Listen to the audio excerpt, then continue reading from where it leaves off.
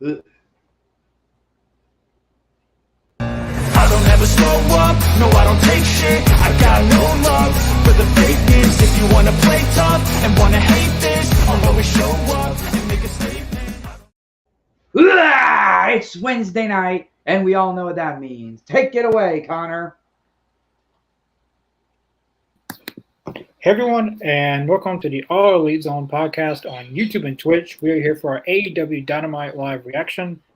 As you know, it is not Dynamite time. We are fixing to have an interview with former WWE star and TNA star, The Pope. Somebody know him in WWE as Elijah Burke. He will be on here in just a few moments. We also have another return tonight. As you guys see in right below me, Adam is back on the All Elite Zone. It's great to have him back. It's great to be back. Thank you guys. It was a good little mental break, and I missed everybody, so I'm happy to be back. Yeah, we certainly missed you. I think a lot of the audience members missed you more than others, I guess, if you know what I mean. Stop. We also have a new member of the All Elite Zone, Mark. He is from Texas, same as Wayne. He is a new member of the party All Elite Zone starting tonight, so welcome, Mark, to the All Elite Zone. Happy to be here.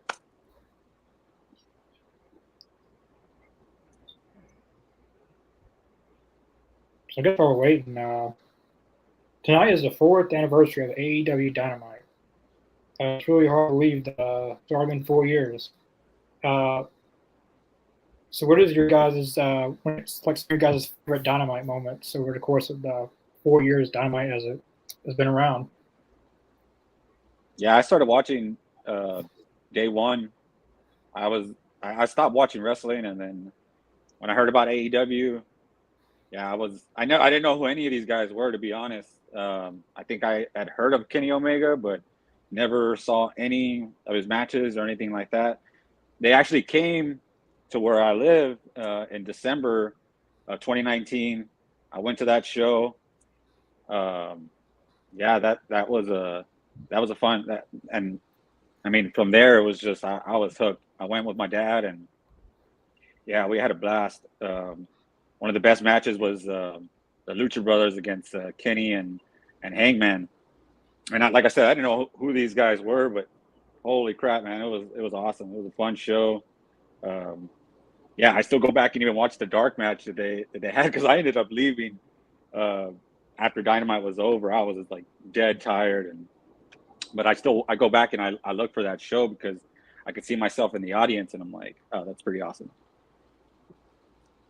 But yeah, man, I've been hooked. I've been hooked ever since day one. Like I said, once that company got announced, it was like, oh yeah, I wanted to see something different. I was tired of WWE. Just, I don't know, WWE just got boring. Wrestling just got boring for me, and I don't know, wanted to see something different. And hell yeah, AEW was definitely that.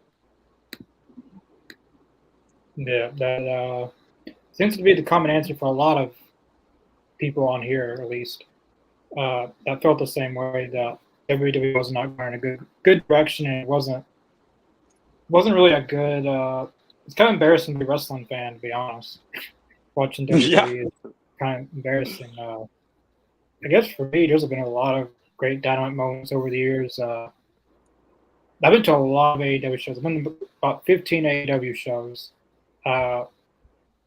Probably too many than I should have been, but I've been to 2 pay-per-views, quite a few Dynamites, Rampages, Collisions. Went to House Rules, 2 of them. Including one in my hometown, Tupelo. Go on. Yeah, me and Adam just went to Dynamite in, was it June? I think it was June. No, it was August. It was August. August we went. August 16th episode, yeah. And we were actually there for probably one of the best lucha matches with Commander and Rey Fenix. I don't know any other match would have topped that match. It was such a good match. But yeah, like Mark said, I actually turned to AEW when WWE got stale for me. But I actually was a late bloomer to AEW. I actually started watching it during the COVID period where there was no crowds. But I enjoyed it. It was something different for me on TV with no crowds, but it was so fun. I mean, I think some of my favorite moments was obviously the introduction of Broken Matt Hardy. Um, you know that was great. Where him and Cody and their team feuded with Inner Circle. And then obviously FTR debuting. Like there's so many good memories of early AEW and Dynamite. It's crazy to think that a company like AEW that started 4 years ago and just had probably one of the biggest wrestling shows in the world in the UK, still going strong. So, now we have former WWE star, TNA star, the Pope, Elijah Burke. Thank you for joining us tonight. I've been looking forward to this for a while. I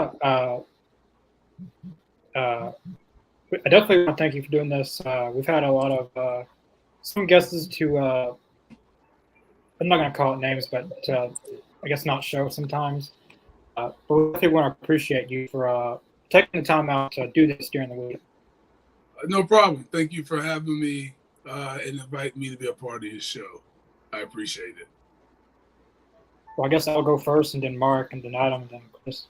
So I'm going to go basic. How did you get into wrestling? We've been WWE, TNA, but what are the origins for the Pope?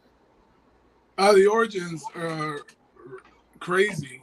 That's the first question that you asked, which is, I guess, a very decent question to ask as well.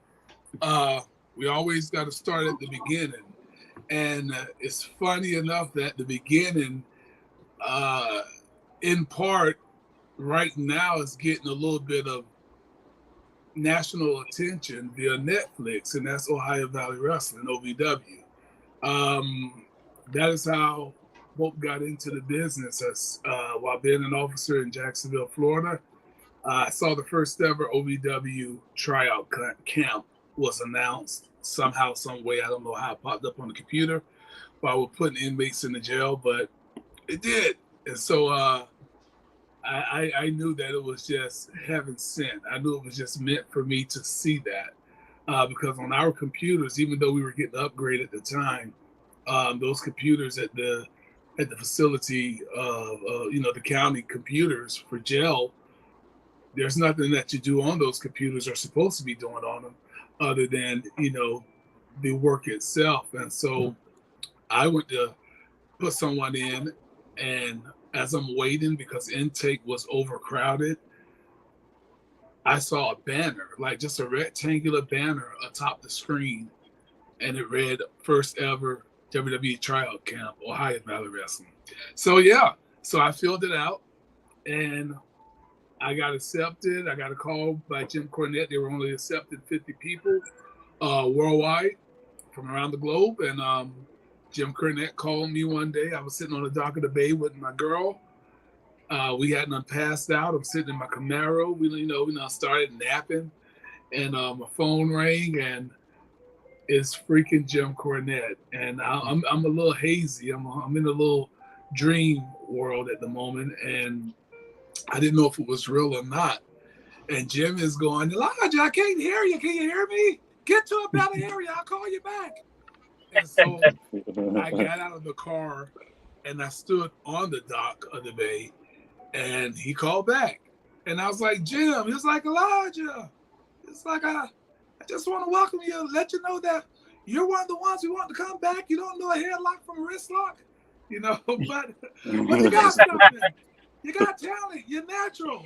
You're not one of the guys that lie to us and tell us they look like $1 million and they get here and they look like $5.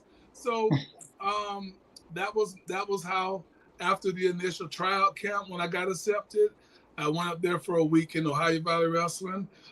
First person I stepped into the ring with, the very first person who called me into the ring at that time was Christopher Daniels. And I heard you guys talking about, well, obviously you're talking about AEW. So Christopher Daniels was the first person, professional, that I ever stepped into the wrestling ring with. And I'm like, you sure you want me in there? Like, I'm a boxer, you know? And like, yeah, I want you. And he took me in there and showed me some stuff. And Jim's point was just simply that I didn't know anything. And that is, to this day, it's often what WWE is after. They don't want someone who has gone so far into their head of thinking that they know what to do where they can't be untrained. So they often look for people they could train. And I happen to be one that had an impressive boxing record, amateur boxing record. I was natural, had a decent physique, and that was something that they saw money in. So, kind of bouncing off of that, Elijah. So, what was it like when he went from OVW to WWE? How was that transition? The transition was only different in numbers. The number of people that you had to work with, the number of people that you had to listen to, the number of people that said, hey, I need you for this. Hey, you're going to do this. Hey, we need you for this. And then obviously the amount of people that you were performing in front of. OVW did a good job of getting everyone prepared for the road for WWE. They had a studio there, that held at max 500 people when the fire marshal allowed it. They were doing TV every week. We were on the road oftentimes every week, maybe twice, Saturday and a Sunday, driving as far as 2 to 3 hours at times to do a house show. So the transition, shout out to Gabby Tuff. That's just something Pope does on Pope's Point of View podcast with Elijah Burke. Every time we use the word transition, we give a shout out. The old Gabby Tuff. If y'all don't know who that is the former Tyler Rex.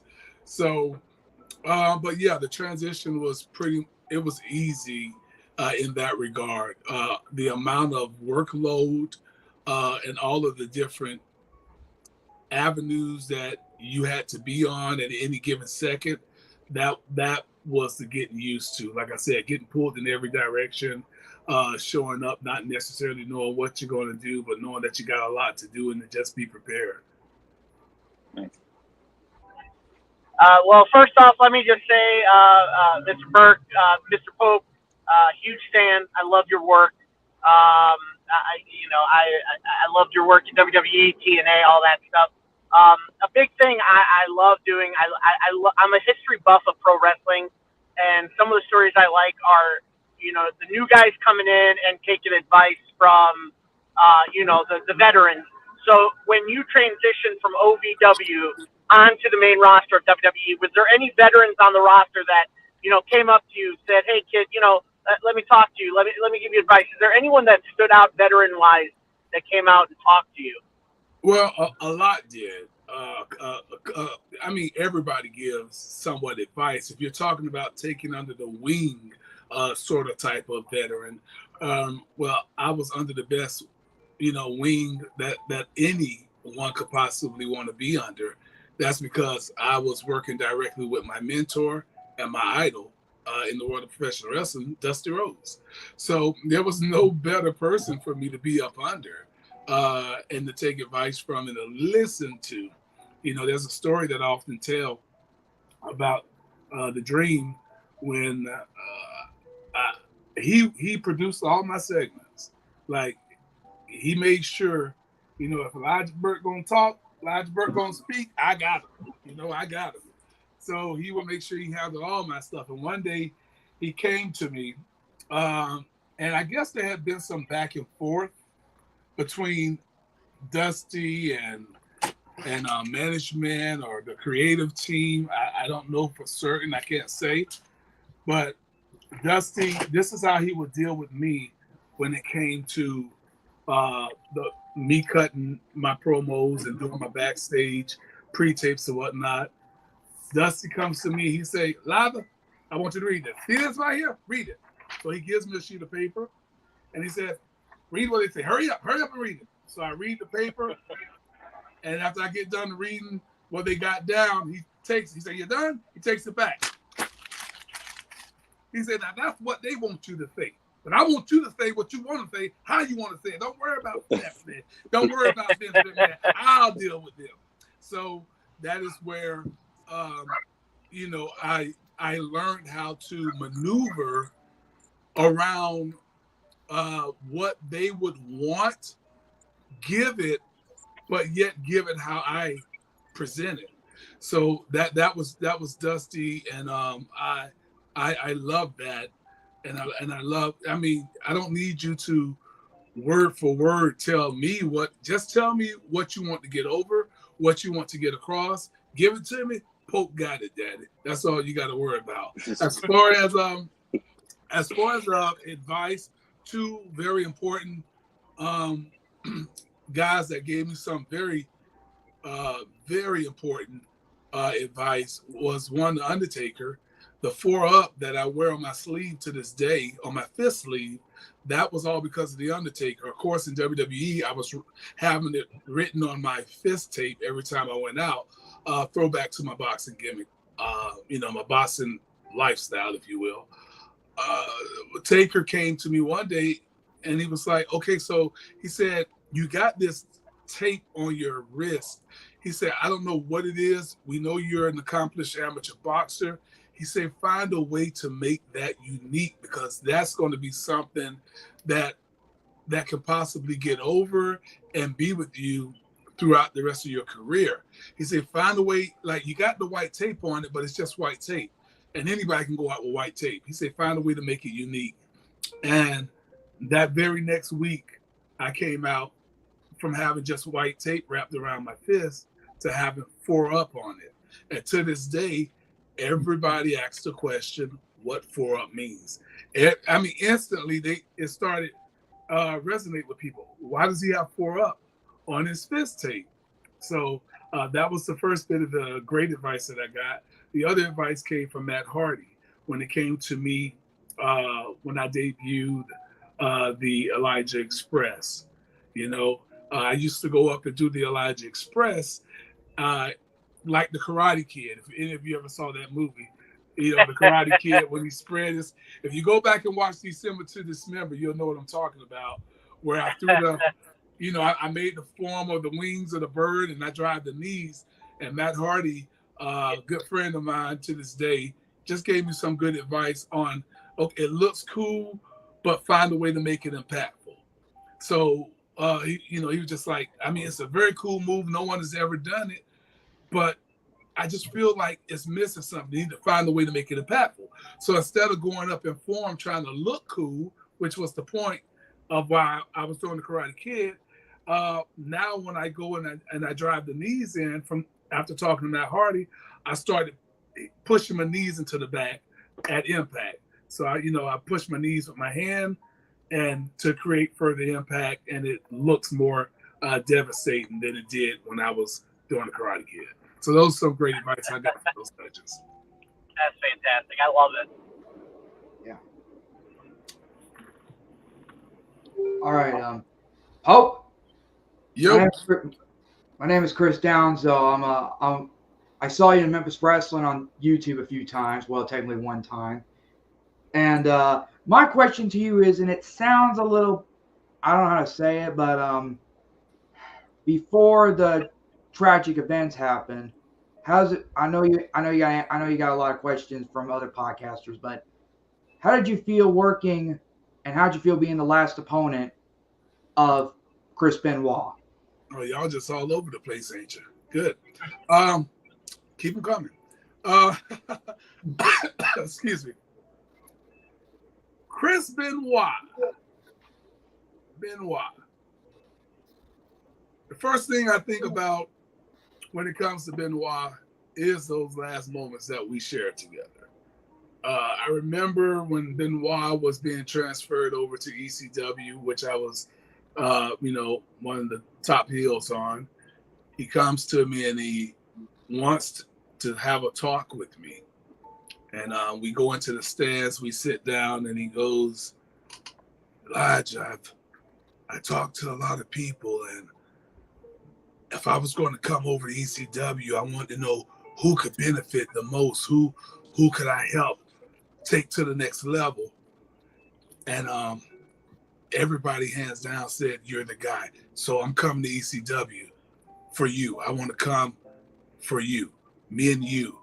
And I was very excited about that. I was very excited to know that I was about to be, technically one of the best to ever freaking do it. And so I was very excited that I was going to, once Chris Benoit won that title, I was going to be his main adversary. So I was looking forward to the program of being with Chris Benoit. I never had any issues whatsoever. Me and Chris Benoit wrestled the loop prior to our final match on ECW. That Saturday in Georgia, I actually I saw a couple of people that day. Bully Bob Armstrong stopped by, Nancy, and Daniel.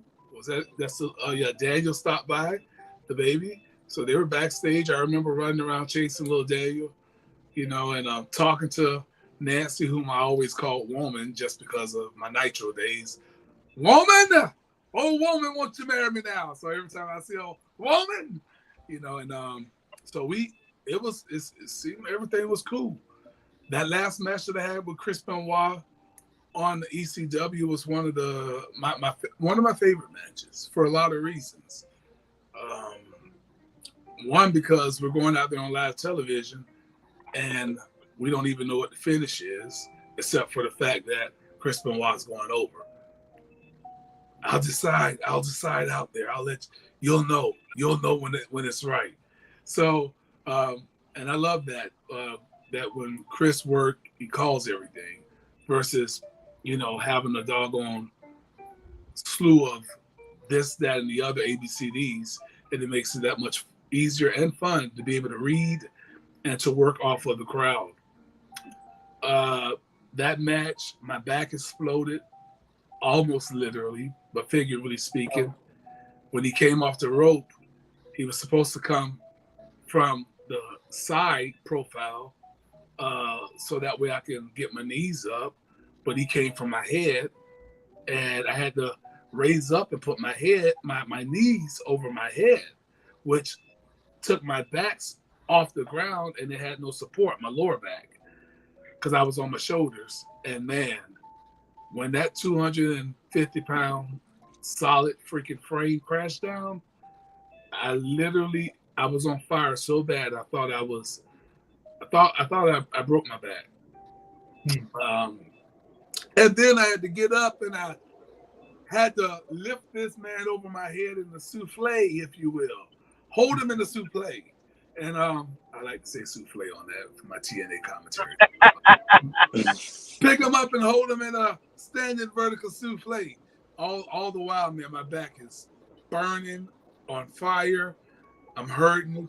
And that's a match that I'm very proud of. Not because it was his last match. I don't think anybody wants a distinction of wrestling someone last based off of what happened that follows. But it's a match that I'm proud of. Definitely. I want to throw one comment. Jason says, what up, Pope? Did you enjoy working with Sylvester Turkey? What up, Jay? It's Turkey. It's Sylvester Turkey. What the hell wrong with you? Where you been at all these years? Do your research. No, I'm messing with you, but don't get me going now. You see, I got my cup of Joe with me. You get worked up in here in a second. But Sylvester Turkey, yeah, Sylvester Jason was what a teddy bear of a man. of a giant, I should say. So kind, so whatever. Like, you know, he just was easy. Problem was, I don't think all the people he was beating up thought he was easy. So, yeah, that kind of changed things. But Sylvester Terkay, I wish that things would have worked out differently, because I knew I was going to always wrestle, but to stay behind him and just ride the wave, if you will, and let him go on and do all the things that they had planned for him, and I'd be right there, I was cool with that. Sylvester Terkay was supposed to be Undertaker's opponent at WrestleMania 23. That's what they were building to. Oh, wow. Yeah, look at that little insight. So my next question is, you had a few on-screen stuff with Vince McMahon. How was it like working with someone like Vince McMahon? Again, preparation, meeting the process, if you will. Preparation, meeting the moment. I had no idea this was even happening. I didn't even know I was going to be in the ring with Vince McMahon until 2 hours beforehand. The suit that I had, I literally had to go out that day and go buy the suit because I didn't have a suit. I had a shirt and a tie that I always, that come looking good. But I'm going to be in the ring with Vince and I need a suit. And nobody tells me until now. So I literally, that suit, and as a matter of fact, it's hung up somewhere in my closet. Still got the shoes, still got the actual suit, the jacket, the shirt, the tie, the belt, the pants, and the socks. So I still have all of that. And what an amazing moment. Never in a million years would I have thought that, I'd be working up under Vince and then be selected for to lead this new revolution of ECW sorts, to be one of the main players. So yeah, that was a thrill for me, man. Even as much so as I told you guys about the promo stuff, even then, giving them what they want, but giving it in my way. You guys know the rule today, the rule that you probably read somewhere, heard someone say or mention: never touch Vince unless you're told. Never put your hands on Vince unless you're told. And here I am standing side by side with Vince, and every time I go out the curtain, Vince, he's like, yeah, give him that smile. Give him that $1 million smile. So while I'm there in the ring with him, I throw it back to him, and I was like, come on, Vince, let's give him that $1 million smile. And then I grab him, and I hug him, and we just pause and look directly at the camera. That's not planned stuff. That's feeling the moment. That was not written. That's feeling the moment.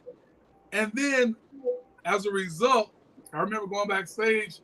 Vince was, after we talked, Vince was like, did anyone tell you to do that? I was like, no, sir. I just felt it. Okay, good stuff. He would say good-ish, but he's like, good stuff, man. That's good shit right there. So that was pretty cool. And then the next week, as a result of that promo, now they got a video package where when I say give them that smile, they pause it and they give all these different camera angles and flashes, and you hear the shutter of the camera from that. So that's what happens when you create out of naturalness. Sometimes the best things that we do in the world of professional wrestling is unplanned. Everything shouldn't be planned. It's the unplanned stuff that oftentimes gives you the best content. And that was the focal point of the next week's show, one of them. Hey, Bob, so Oh, go ahead. I was gonna say that's what I like about Jim Ross. Lots of times I've met Jim Ross quite a few times, and he's in certain interviews that he likes to not know the finish of the matches. He likes to see it like right in front of him instead of knowing because you can't get those moments if you already know what's going to happen. Right. I was the same way commentating for Impact Wrestling. I never went to a production meeting until probably 6 months or so before I was done in Impact as a commentator. So I never ever attended a production meeting. I wanted to just react. I believe when you're commentating, you should do so from a fandom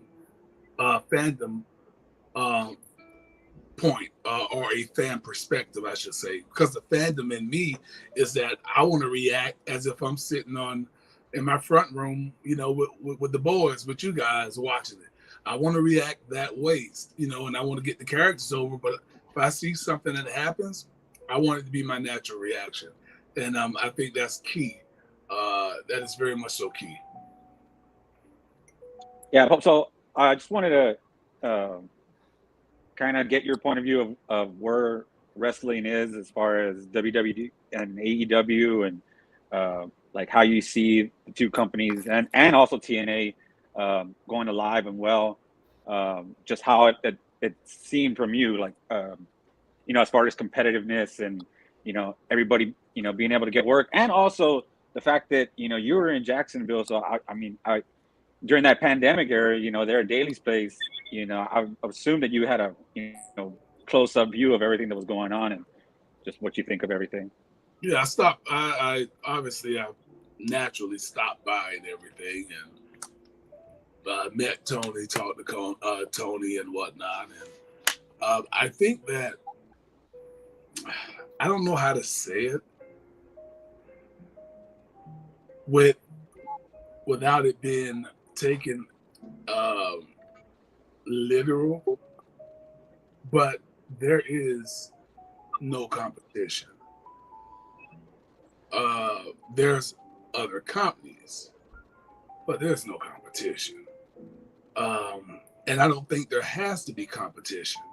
What there needs to be are viable options for other guys to go and make a living and to work and to entertain the fans, and options for fans to choose what they want to watch. I think that it's important that if you take all of these types of names of different companies and you put them all in one bowl and you label the bowl, what are you going to label that bowl? Answer. That's for one of you. Well, wrestlers. You're going to label it wrestling. You're going to label it wrestling. Yeah. Just like a box of M&Ms, some people just don't want the brown. Some people choose to just go for the green M&Ms.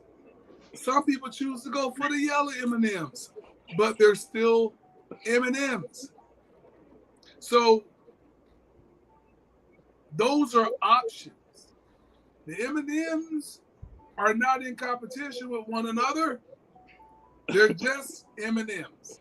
We do not have to have wrestling and look at it from the perspective of competition.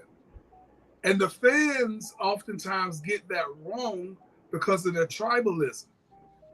It's okay if you want to support one more than you do the other, but is not wrestling, and should we not just be happy that there are plenty of wrestling companies that are doing well, that gives you the option to sit here on your podcast and talk about them and give you the option to watch which you want to watch whenever you want to do it. So no competition. And even if there were thought to be, that would be inaccurate because WWE is the end all and be all. There's the NFL, there's the XFL, there's the CFL.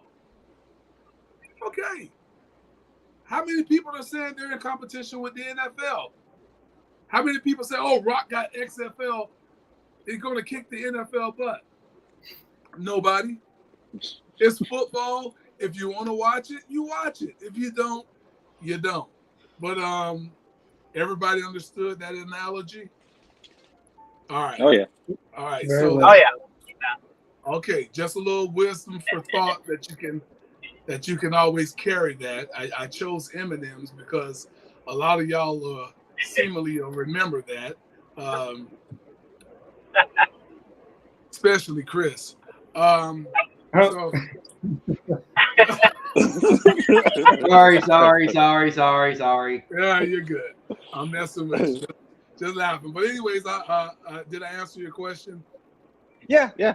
What were those conversations with TK like? You know, was He there gave me ever a possibility?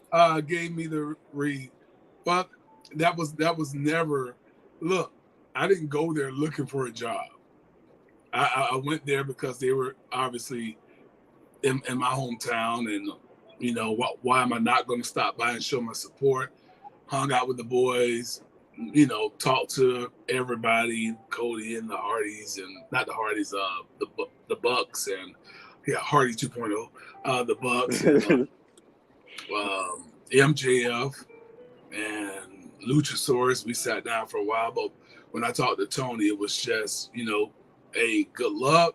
You know, happy that this is here, has come along, and what it's going to do. And he gave me, told me how much of a fan he was of Pope and of my work. And we just kind of exchanged pleasantries, and then he had to go do some. Yeah, it was actually grabbing some food. We were in catering talking, so I didn't ask for a job if that's what you're asking. We just literally just I just hung out, talked to Chris Jericho, just you know, just being a floater, you know, just floating around, nothing to it. Stay small, stay hidden. Didn't try to get seen. Didn't go out and talk to the fans. You know, I wasn't there for that. That wasn't my place, and I was good with that. Just there to show support. Cool. so Now, first of all, thank you for touching upon my view of tribalism. I stressed it here on this show about how wrestling fans I actually had to step back a little bit because everything was getting toxic with wrestling fans, and I'm like, I can't deal with it. People should just be happy with the product, and all the companies are striving right now and doing so well. So what I want to touch on is your transition to TNA Impact. How did that come about? Who got in contact with you? And how did that all start? Yeah. Again, tribalism is something that this new age of wrestling fans have come about because they were not around. A lot of them were not even born yet during the Monday Night Wars. I lived through it. And I loved it. Well, good for you. What is your name? Adam. Adam. Here's the thing, Adam. The problem with it is the fact that those days are held in such high regard in the world of wrestling. I mean, you see the result of the network or the cock, the cock, as Polo Del Mar likes to call it on Post Point of View. Head over to the cock. I'm not dealing with it. Y'all deal with the cock. But the network and everything that they show. Look, man, the Monday Night War got its own library. And then not only does it have its own library within the network, it has so many other things that are spawned off of the Monday Night War, the documentaries, the tables for threes, and the list goes on and on and on. Because it is held in such high regard and is a high point in the biggest era of wrestling, the wrestling boom, if you will. Fans today are hoping and praying, which will never be, but they live to have another war take place that they could one day say that they lived through, that they witnessed. And that's why the tribalism of AEW and WWE is what it is. Because those fans, a lot of them, they have watched and now they want to recreate something that simply can and will never be recreated. I don't care of how you envision, and I don't care who jumps. You know, the fact of the matter is WWE is just light years ahead, and playing catch up should not be something that any company, AEW, any other company, TNA when I was there, should attempt to try to do. What those companies should do is focus on their audience and growing that audience and building their own legacy, not trying to challenge the legacy of WWE. And the fans should not be wanting that either. You saw what happened when Hogan and convinced Dixie to go to Monday nights. When I was there with TNA, wrestling does not need another war. What wrestling needs is simply viable options and in other wrestling programs to be successful, much like the documentary on Netflix with OVW, the wrestlers. That is what we need because it broadens the audience and other people. It brings in the casual viewer. You know how many viewers going to click on or have already clicked on the wrestlers on Netflix that aren't even a wrestling fan per se, but they wanted to give it a shot, try it out, and as a result, they may then tune in to AEW tonight. They may then tune in. I haven't watched wrestling since Hulk Hogan. Let me go see what's on USA Network on Raw. That's what we need. That's what we need. To your other question, hold on. What the hell was that question? Your transition into Impact. There you go. Thank you. To that question, I was in North Carolina doing a convention. I think it was the NWA convention, 2009, or 2009 or the end of 2008, and myself and Jeff Jarrett was on the elevator.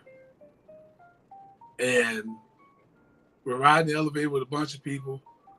And when the other people get off the elevator, it's just me and Jeff going down. And Jeff just look over at me and he goes, "You good?" I was like, "Yeah, I'm good." Like, "You good?" He's like, "No, are you good? Like, you clear? Everything's good?" I was like, "Oh, yeah. I'm straight. Everything's good. I'm clear." He was like, "Good. I'm gonna have Terry Taylor call you," and that was it. That was the process. Terry Taylor called me. Jerry just wanted to make sure that I was clear of contractual obligations, and they brought me down for a dark match with Sean Spears. And we wrestled in the Impact Zone. Obviously, I was Elijah Burke. And that's what they was going to bring me in on. Obviously, a lot of companies always want to capitalize off of the name that is already has built in stock. So the stock was already there in that name. So you don't want to rename someone. I'm probably answering the question now before any of you ask it. So I just go ahead and tell the story of the Pope. So when I get there, they want me to be Elijah Burke. They want me to be this bad guy, the heel Elijah Burke. We go out there, we wrestle, and go backstage. Jim Cornette, great. Have they decided what they're gonna do with you yet? I'm like, they want me to be heel, Elijah Burke. God dang it, they told me they wanted you to be a babyface. You got that pretty smile, and they want to say, so Jim Cornette's going, I don't care. I don't give a F. So Jim Cornette's going off, and I go out, and I immediately go to the locker room to grab my DVD in my bag where I had recorded this 4-minute 4-minute pre-tape of who Pope is while I was at OVW. Like I wore the whole gimmick, as Pope. I never wrestled. I just did it. I had a whole cool setup. I had some man servants and female servants, but I don't want to give too much away. Who knows? I may revisit it. But it was very, very cool. And when I got to the ring and did it, I decided I wanted to record it. I grabbed the DVD.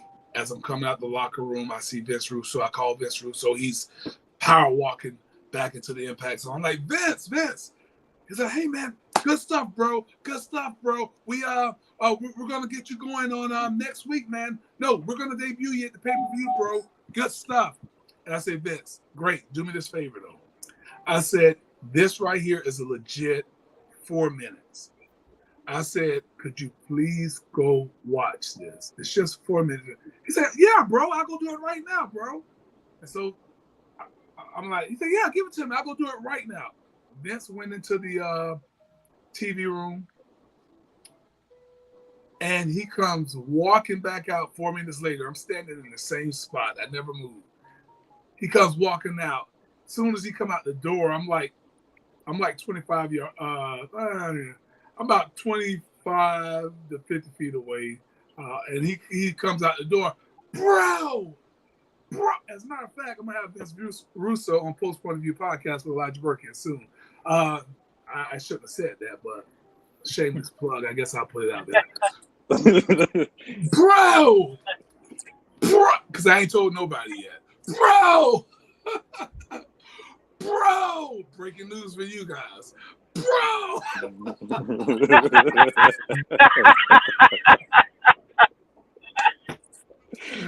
Oh, God. So he's like, bro, you forget Elijah Burke, bro. Forget Elijah Burke. You have to be the Pope, bro.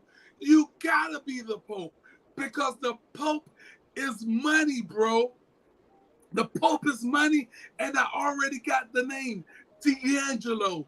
D'Angelo, because that means money. The Pope is money. I'm going to tell them right now, bro. Forget that. Not D'Angelo. D'Angelo De Niro, because De Niro means money, and you're money, bro. And so before I even got a chance to be Elijah Burke, the gimmick that I was working on prior to my WWE exit, which was the Pope, it came to be in TNA, and that's how the Pope came to be. All because Vince Russo said, "Bro, I got your name, De Niro. De Niro is money." And once I debuted at Hard Justice, I believe that's where it was, with the big old bird cage, that red bird cage they had. When I debuted, everything that you saw from beginning to end, even to the commentary, even to now, it's all Pope. Vince never tried to, and I always give him his flowers, because so many people like to shovel the dirt on him. Well, if you're going to shovel the dirt, I'll be the one to put the flowers on top of the dirt. So I always give my flowers to Vince Russo, because not one time did this guy ever try to script me. Not one time did he ever try to say, Pope does this, Pope does that. As a matter of fact, Vince Russo came around when I was doing Genesis, that myself and Sting and Devon were waiting to do our pre-tapes. Vince Russo comes rushing. Okay, Popey, let's go. What we got? Like, what I got? I don't even know what I'm talking about. What you mean what I got? Oh, just be you, bro. Be Pope. Like, what? So that's how crazy sometimes it would get. But Vince would just tell me what he wants or what he wants me to talk about, and I just did it. So kudos to Vince on that. He said these words, bro, I can't write for you, bro. I can't write for the Pope, bro. I'm a 40-year-old Italian. How can I write for the Pope? I don't know what the Pope would do. So that was Vince Russo. So one member of our podcast team could not be here, but he sent this video. What is the deal? I go by the name of Mr. Jacobs, aka the 5-Star Man. Welcome to the All Elite Zone. Thank you for joining us here. Thank you for taking time out of your busy schedule. I actually have a two-parter for a question. Can you name one person going up and down the road over the years that was always fun, that was never a dull moment with? In other words, who is your favorite person to travel with? And the second part to that question is, can you give us any funny stories of anything that's happened on the road over the years of your professional wrestling career? Thanks again for joining us here in the All Elite Zone and for giving us your time and letting us pick your brain. Really do appreciate it. Peace. All right. What was his name? Mr. Jacobs. All right. That was a little hard to hear. If something happens to me because I had to put my ear to this doggone phone to hear that, I'm coming after you, C-Man, okay? Mr. Connors, just letting you know that jump was so low. Y'all heard it okay? Yeah, I can hear but I got an AirPod, so I mean, Yeah. I don't know. I'd I probably can hear you. I literally had to put my ear next to my doggone phone to hear it. Jay, I'll tie this into it and keep it current because I had a couple of people that I traveled on the road with. But my main partners on the road, my main one during my time in WWE was Kofi Kingston. Me and Kofi traveled and roomed together continually. Another person that oftentimes I get with was Armando Estrada. You know, sometimes we linked up. But Kofi was my main go-to. You know, me and him, where we're meeting at, where we're staying. I'll be waiting at the airport or he'll be waiting, whatever the case. So during that time, it was myself and Kofi, Mr. Jacob. And so therefore, for your funny part it happens so many times that it kind of pisses Pope off because he got the one time that, as of right now, is showcased on YouTube for all to see. But every time we shared these hotel rooms, I would travel, or he would travel, or both of us at times would travel with our Xbox. So myself and Kofi, we were Xbox guys. I'm still an Xbox guy. And so we'd be up at night playing Madden. And Kofi, even when we play Xbox Live over the years gone by and, you know, he's at his home, I can't tell you how many times I heard that dog scream. Because Kofi's so upset. Get away from me. But there were times where Kofi would get so upset. He would love to play with the Patriots. And I would always get, you know, Jaguars or whomever was with, I think I had Peyton Manning because I was Peyton guy. But I beat Kofi so bad so many times. Do you know this man broke his controller? Would throw the controller across the room.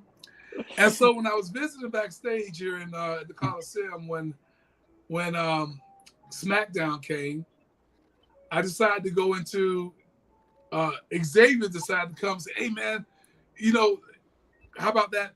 Let's get that match between you and Kofi. I'm like, he's like, you want to do up, down, down? I'm like, I guess. I mean, but it's on the PlayStation. I'm like, I ain't never played PlayStation.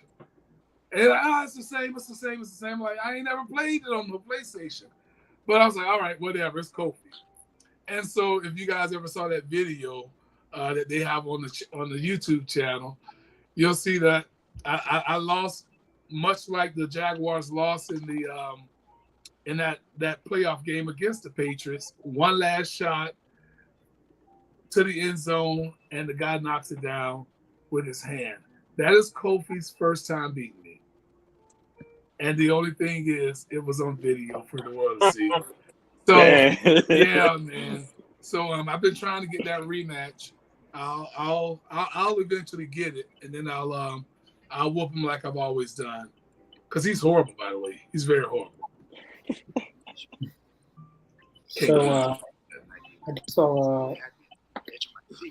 Here's one question, Michael. What was your favorite Eddie Guerrero match? It says moment, Connor. Favorite Eddie Guerrero moment. Eddie Guerrero moment match. Yes. It's all good. I'm messing with you. That correction was money, bro. Money. No. Favorite. I'll go to favorite match because it's my favorite moment. Actually, my favorite match is No Way Out when he won the title for the first time against Brock Lesnar. That's like my favorite WWE match of his. My favorite match of his in WCW is Halloween Havoc, him and Rey Mysterio Jr. Classic. However, my favorite moment of Eddie Guerrero is when he and Chris Benoit at WrestleMania 20 are standing in the ring and the confetti's falling. That's my favorite Eddie Guerrero moment. When we got called up, oftentimes in developmental, we'd be on the road. Anytime WWE was nearby, we had to go to it, whether it was Cincinnati, whether it was Indianapolis, because those are right outside of the Kentucky, lines. So I was in Cincinnati, Ohio. Could have been Memphis as well, but I believe it was Cincinnati, Ohio. And this is the last time I saw Eddie Guerrero in person. So I was moving my stuff because I saw Eddie coming in to the locker room. And I wasn't even a part of the locker room yet. I'm just developing a talent. But I wanted to be respectful, grab my suitcase, and move because Eddie Guerrero was coming in, and Eddie stops me. And he talks to me, and he goes, no. He say, what are you doing? He's like, no, we're brothers. We're brothers. We're family. We're all in this together. You don't have to do that for me. I'm no different than you are, okay? We're family. So I'll never forget that. That's the last time that I spoke to Eddie Guerrero. Wow. Not many people consider that a good, in-depth story with Chris Benoit and Eddie Guerrero. Yeah. He gave me a hug and everything and told me to grab my stuff and bring it back in the locker room and told me if I needed any advice or anything, come to him. He's there for me. Like, it was more of a touching moment and more stuff to it, but it's definitely a moment I'll never forget. I may have Chris Benoit's last message on my computer, as I used to keep it on my, at my phone at the time. He actually called me that Thursday. He called me that Thursday to check on me after my back exploded. So that's why all of the things of the nature of everything is just so crazy about what happened. But he said he just called me and I missed the call because I was out, as in sleep. He was like, hey, no, just and yada yada yada. He's just very apologetic. I don't want to tell y'all everything that was said because I might put it in my book one day. But yeah, he called to check on me, I guess a day or two before everything happened. Crazy. Yeah, that was a very great all-around interview. I do want to show this. Pope for president, I agree. I would vote for sure. Pope for president. Pretty sure we all would. He's got my vote. Yeah, that was. You can go at him. What? No, I was just saying he's got my vote. Yeah. Yeah, that was a very great all-around questions that we asked, and you're probably one of the best person we had on here to definitely go into detail with everything. So we definitely appreciate your time and your detail with every story. You kept everything very, very detailed and very. It's like you were watching it. I mean, like you're not hearing someone say, you're actually watching what you're presenting to us. So we definitely appreciate you coming on. Does anyone else got anything they want to ask before we close I out? do. Yeah, no, I always ask this question before, with every guest we do is, where can people find you, like socialize or. I appreciate that. That was going to be my closing line for sure. But guys, you can follow me on Instagram and Twitter at the Black Pope. That's the Black Pope on Instagram and on Twitter, and you can find me on Facebook, Elijah Burke. One more important thing that's very important to me that I would like to share with you guys and the viewers and the listeners is Pope's Charity. The Love Alive charity, okay? Something that's very near and dear to my heart, where we assist the impoverished communities in and around Jacksonville, Florida. I got a huge event coming up in January, our biggest event of the year that we do every year. And that's where we feed, we clothe, we give hygiene products, we got blankets for the people that are on the street. The list goes on. And we feed them. We don't feed them out of a paper bag. We don't feed them out of a soup truck. We have 300 to 400 people lined up around the block behind Burger King, in our downtown area, just not even 2 miles away from Alltel Stadium or Davies Place for a lot of you who know what that is. We're not government funded, okay? A lot of the times it's been funded out of your boy's pocket. And if I have to fund it continually out my pocket without the help of you, then you might be doing the GoFundMe for Pope, and I ain't trying to get to that point. But if you guys would take a moment to visit love-alive.org, learn about my charity. I got videos on there. You can head over to YouTube, Pope TV for you, Pope TV, the number 4 and the letter U. You can also watch some of the videos over there. We always document the process so you guys can see your dollar at work. So guys, if you have a buck or two, head over to love-alive.org, make a donation, a contribution for this big event that we coming up. It's going to be my 12th year doing this huge event in the city of Jacksonville. And if you don't have PayPal or don't want to do it via the website, then you can donate via Cash App, # the Love Alive charity. The Love Alive charity. But with that being said, guys, if you take the moment to do that, I'll be so grateful and appreciative. And trust you me when I say $1 makes a difference, it really does. So give what you can. And we document it, like I said, and you will see the results of your support. Lastly, be sure to check out your boy every Saturday morning, along with Polo Del Mar, on your podcast platforms. We're also going video now on Pope TV for you with my sit-down interview series. I just did the former Alicia Fox of WWE, so you can see that on Pope TV for you over on YouTube. But guys, Pope's Point of View with Elijah Burke every Saturday morning at 9 a.m. on all your podcasting platforms. Be sure to check it out if you get a moment. Fantastic. I love it. Oliver Boone said, I will donate. I'm going to put all the links. Hey, Pope, one thing. What was it again on Cash App? The Love Alive charity. THE Love LOVE Alive ALIVE charity. CHARITY. The Love Alive charity. I'm going to put all the links that was mentioned in the description below. The charity link that was mentioned. I already have some of your sources already down there, but after the stream goes over, I'll put more links in the description. But everything that was mentioned will be in the link description below. So if you guys, anyone watching or anyone on here wants to check that out, stuff out, it'll be in the link description below. It seems like a very great cause, and it's very great that you're doing it. You've been doing it for 12 years. 12 years, man. Listen, we give blankets to the people that are sleeping on the streets. We got shoes, we got clothes, new and used. And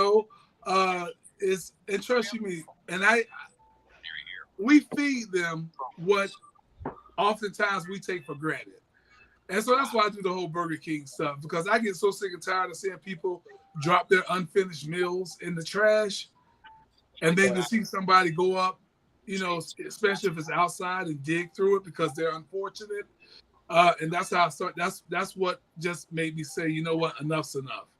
And pretty soon we're gonna be reaching out to Tony Khan so that he can help us, because we're on the home front. And I love what he does with his little outreach program in all these different cities. But we're on the home front, and we can use all the support we can get. Everyone watching, Absolutely. share this and tag Tony Khan, and let's get this going, because this is a very great cause, and Tony Khan does like to do a lot of outreach programs. So yeah. And like I said, it's on the home front, so it's right there. Yeah. I guess I'll say a Duval. Where are you from? Well, I live in Tennessee now. But I stayed in outside of Tampa for about 9 months. Okay, well, you're cool as hell with Pope, but stay in Tampa or stay in Tennessee, because you can't say Duval right. Oh, okay, yeah. No, I'm sorry. I tried. It's all good. It's Duval. Okay, there you go. You do it better than me. I forfeit this match. I forfeit. It's all good, man. I've been listen. I just want to tell you, Adam, if I was Donathan and not Dorothy in The Wizard of Oz, I would turn to you and I would say, and Scarecrow, I'll miss you most. Yes. I accept it. I enjoyed you. I enjoyed all of you. Let's make no mistake about that. But I like somebody that talk as much as I do, so I don't have to talk so much. So keep bringing Adam anytime you on, boy. And Mark, I enjoyed all y'all, every last one of you. But see, now I get in trouble because I'm calling names. But every last one of you, I enjoy it. But always bring that energy that you got, Adam. Always bring that energy. I'm like Vince Russo, man. I'm Italian, so I don't write for other people. I write for me. Hey, that's what's up. That's what's up. We definitely appreciate you being on. And this will be a separate upload. We're live right now, but after our Dynamite reaction, this will be up as a separate interview as well. So all the links. I wish you hurry up. I got to go eat. This is the longest outro I think I've ever been a part of. If you don't get this outro going, man. All right, no one. All right, this will be up after this reaction is over. All links that the Pope shared will be on there as well. We thank you for coming on here, the Pope. Thank you, Pope. Thank you, Pope. Thank you, guys. I appreciate it so much. Thank you, Connor, for having me. Heck yeah, we appreciate you, man. Thank you. It was a pleasure having you on. We hope to have you on one day in the future. I look forward to it. This was fun. Go get your food. Go get your food. All right, guys, I'm out. I see you. That guy's awesome. Something else. That was really good. I said it once and I'll say it again. It's Wednesday night. We all know what that means, and it's on right now. Hey, so I actually had it paused. So You guys even know what's going on right now since I'm watching it?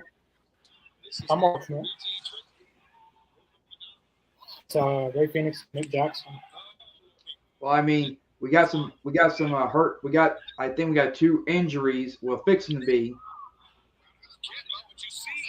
Ray Phoenix got hurt at WrestleDream. He got taken out of the match. So, surprise. And Nick Jackson, I think. Oh, yep, he's hurt. He's hurt. It's hard to tell with Nick Jackson because sometimes he really gets. Oh, that was a good cutter. wait, so are y'all live? Yeah. All right, let me fast forward then. That was really good cutter. Yeah. So 2 interviews in a row. I got roasted by Eric Rowan. Then I get roasted by the Pope himself. But it's very great to have guests on like that. That's not boring, They're really Dude, that easy was to super fun. I felt like we Yeah. could have went. We could have How went did like a you few guys more like the hours. introduction earlier on when I went? And like the Pope's TNA entrance theme, it does that at first and goes to the music. Ooh, that was good. Can you name the story about Jackson or Okay then. you say? What did you say, Chris? How long is this match set to? An hour time limit? Probably 30-minute time. I know it's not TV time at main.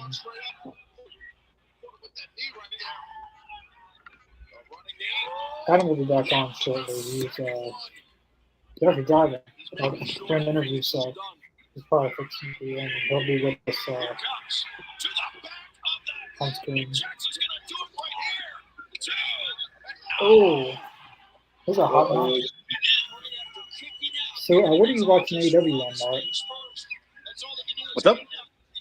What do you watch AEW on? YouTube Live? YouTube TV? That's all. Yeah. Or YouTube TV? Yeah. Live. Yeah, that's all I watch. I was curious how you watch it because on cutting board these days. I know I want to. Can I answer my question that you asked earlier on before the Pope came on? Yeah. I'll wait till after this. Well, I'll wait till next commercial. Ooh. Got a frog star? Oh. There's a fire match and stuff tonight. And the crowd's hot tonight, too. And everyone said that AEW was going to have a dead crowd tonight. But somehow, some way, the crowd feels very, very hot tonight.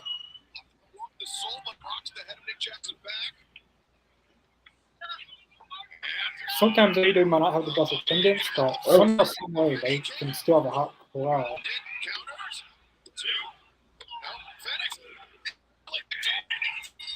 Okay. Who won? Oh. Don't tell me who won. Don't tell me who won. Okay, now I know who won now. What a match that was. Yeah, I'm gonna have to go back and rewatch that. Yeah, I seen. I cut it on during the interview, but I was looking at on my phone, and I'm gonna go back and watch too. But from seeing, that was a really good match.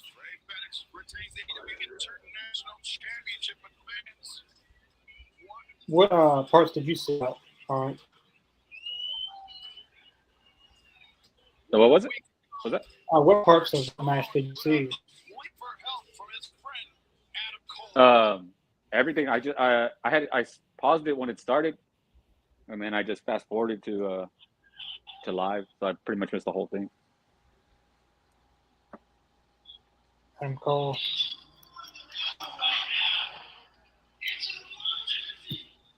I got some audio issues, I guess.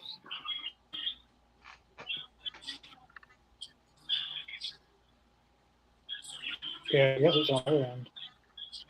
For sure, I'm not responding. Adam Cole putting off his surgery to go pay a visit to Roderick Strong earlier today. So we still don't know.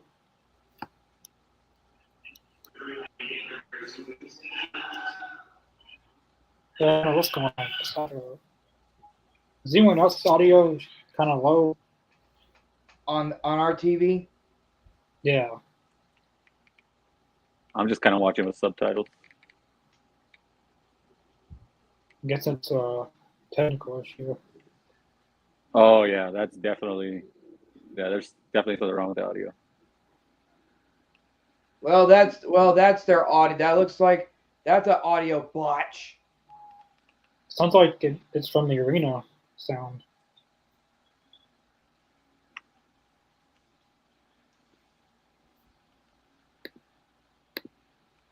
Oh yeah, Kangaroo Jack.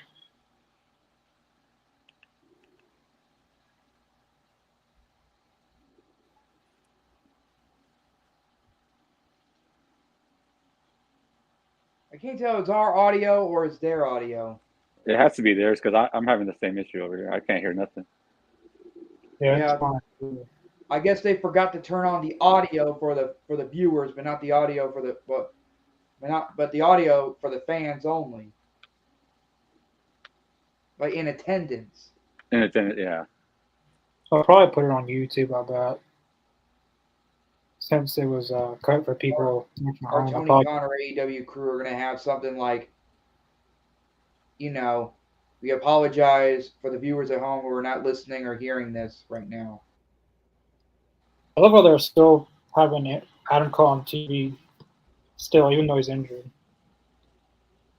So WWE doesn't do that. Like, if someone gets injured in WWE, like, they're not on TV for months. I mean, and I know you can't do that with everyone, but I like how AEW, they're having guys that are injured, to still use them on TV in some capacity.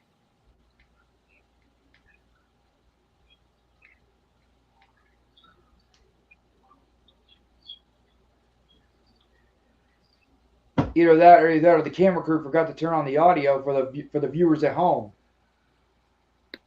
It sounds like it's for the audio. It sounds like it's from the arena, like the arena echo. Roderick Strong just preying on the friendship. Okay, now it's back on. I can hear it. Oh, you see, there it goes. Yeah. Oh, Jeff Garrison. Whoa. Where have you been at, dude? Your partner left? The cheerleader left?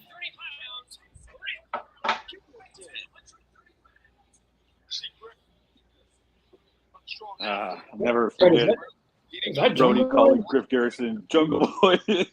Am I? That's gotta be Jungle Boy. That's not Jungle Boy. That's Griff Garrison. Who the fuck is Griff Garrison? What? What? Is he really back? Oh, What? shit. Yep. Wardlow is back. He looks And trying to grow the hair back? He looks better than ever now. He looks jacked. He looks not in a good mood. He's wearing some mask. And he's wearing his Fight Forever attire. Damn. Griff Garrison, it was great to see you back on AEW Dynamite, but I fear this is not going to be a win. Dang. And now the question is, are you going to turn babyface or heel? It's a good question. Arn Anderson's still going to be with him. And Tony Khan just said we would see him pretty soon. Golly. Damn, what a way to come back. Heel. He is destroying Griff Garrison. He should fool fans when he's time to do a Canadian Destroyer. Like he's going to do a powerbomb.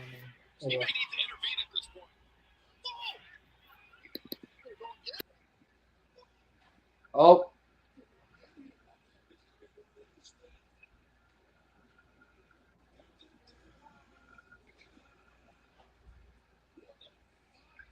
That's it. Calling it.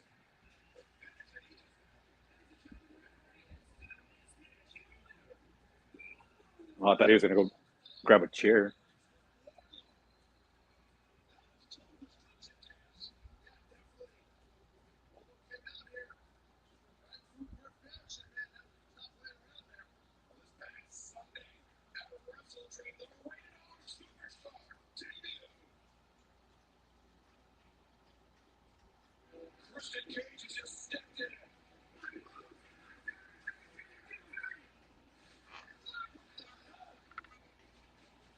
I can't look at this.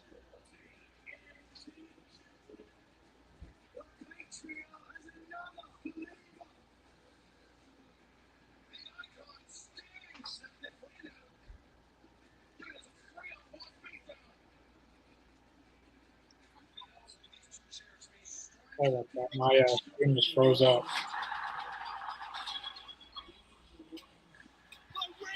Yeah, Davis Wardlow. It's great to see Wardlow back. I agree.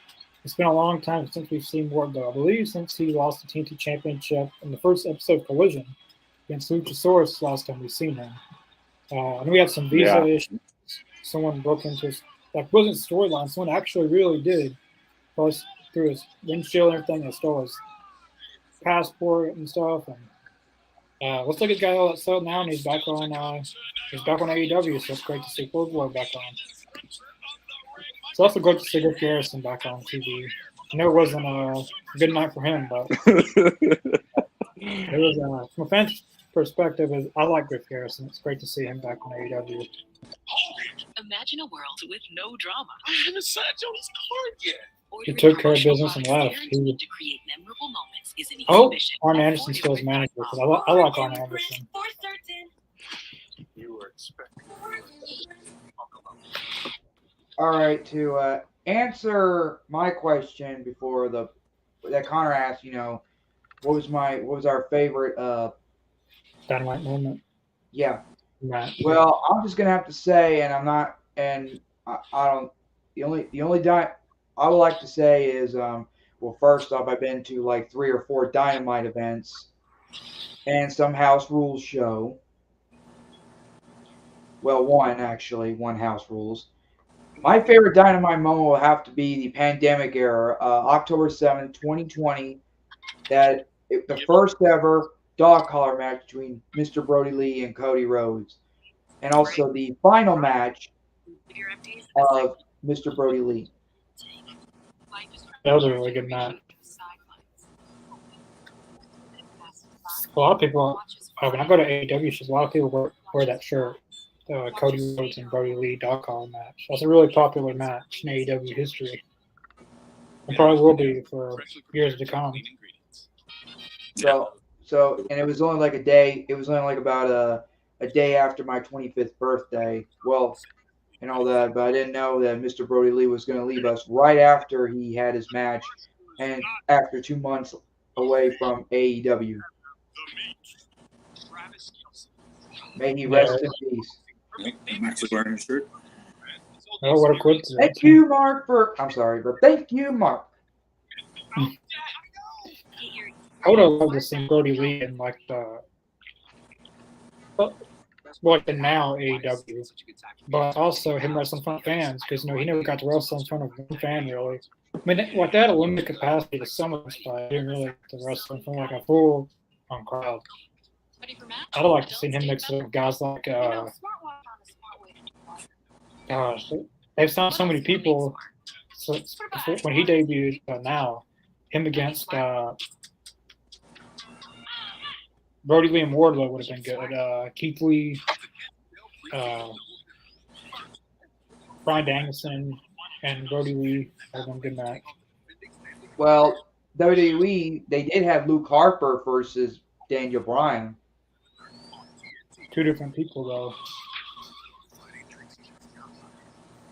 Good saying. I like the Brody Lee character personally better than Luke Harper. Yeah, Brody Lee was just that whole thing of being the leader of the Dark Order. That reveal was just that was awesome. I thought it was Matt Hardy at first because that's what everyone thought it was going to be. Yeah, I remember that. I remember Matt Hardy talking about that. And Brody Lee thanked him because no one thought it was going to be him because everyone was Matt Hardy. That kind of he did the broken character that kind of fitted what he would have done. But And you might think this would cause me a problem, Renee. yeah, But here's what you gotta know Downcast about the and Downcast family. Everybody's talking about it, and there is Costa. no shortage I can't pronounce of those names. eager, able-bodied male athletes that want to show their wares so that they could maybe one day aspire to be a part of this family. So on the recommendation of the great Will Ospreay, I have reached into the vault and I have chosen a great young athlete, a man in his early 20s, a man similarly sized to Takeshita, a great athlete named Kyle Fletcher. He will be the partner of the Alpha tonight, and that's going to be fine. But Kenny and Chris, just have a personal message for you. Before you get too excited about winning your battle, just remember, battles are won and lost in war. No one remembers who wins the battles. They remember who wins the war. And I'm going to win this one, no matter what it takes. Don Callis So pulling in the Sammy Guevara's not reinforcements. going to be in the Tapping tag Kyle match now. Fletcher. What up? Tonight against Jericho and Omega. fans, we understand that they're calling the TBS had What some a virus. transmission. So let's take another look so you can enjoy Adam Cole's visit. So to what happened to Sam? Did they say what happened to Sam? Is he hurt or what? Okay. Not really. Like, Roddy's house. I hear Obviously, anything, I have some but it ankle was supposed to surgery. be I need to get Kenny, very soon. But he said Kenny and Jericho versus Takeshita and Sammy, but now it's Kyle Fletcher instead of I Sammy. can hear you, man. You came. Of course I did. Oh, I they're told you I showing would. the segment. That's awesome. Well, come on inside. I got something for you. Am I getting deja vu here? Why are they showing this again? What is this? I couldn't Kyle, be the only one on Cena wheels. Excalibur said that TBS had some technical difficulties. I knew it. Audio difficulties. Oh, they fixed the audio. I bet TBS is giving AEW extra time tonight because of that. Or just like the remaining time that this is going to take to cover the full claim. And Matt Taven cut his hair off. Woo. Oh my God, that was so No, fun. he's got a Holy ponytail. cow. Hey, but Roddy, you said you had an emergency. What's the emergency? Yeah, I need you to move some furniture. Furniture? Roddy, I have to get ankle surgery. And can't the Kingdom guys do it? These guys know nothing about interior design. You're numero uno in my book. Yeah, the French way's off in here. Plus, haven't you learned your lesson since the last time you didn't listen? Clearly, you owe Roddy one. Come on. Yeah, you owe him one. Mm-hmm. He doesn't owe me anything. It's just what best friends do, right?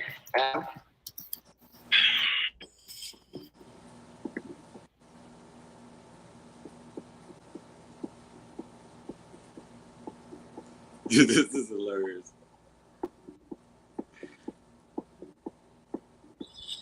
The fact that Roddy's still in a nightgown too is hilarious. I don't know if Roderick Strong is a piece of or just plain or just. I He's don't know. obviously not hurt, but he's in a nightgown. Why is guys wrestling boots on in a nightgown? All right, man, are we good? That's weird. Oh, are we good? What? I didn't even notice the Like boots. this. Like this. I think it was love his it, wrestling dude. boots. It's That's what it unique. looked like. Just like you. All right, well, good, man. I'm glad I could help. But listen, Roddy, I really do have to get going. I got to get surgery on this ankle. But I promise I'll talk to you real soon, okay? It was great to see you, man. Yeah. Great to see you. Thanks. Hey, Adam! Wait, dude. You can't go yet. I seriously still need your help.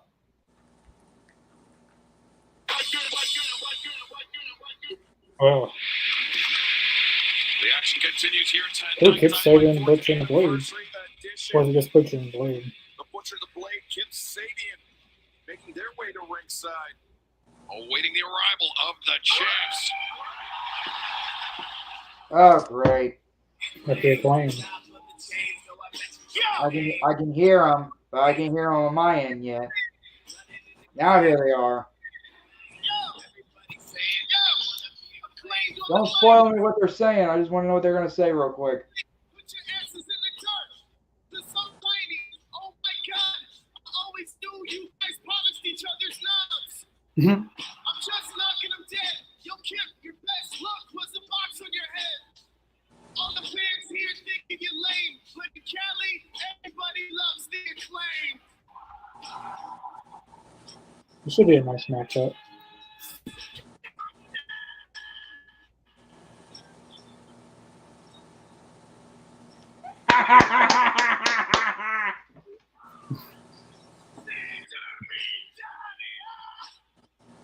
I can't wait for Anthony Bowens to say Memphis in front of everyone. Must be interesting to see who says there. So we got Kip Sabian, Butcher and Blade versus the Acclaim. And Billy Gunn. Non-title match, I guess, right?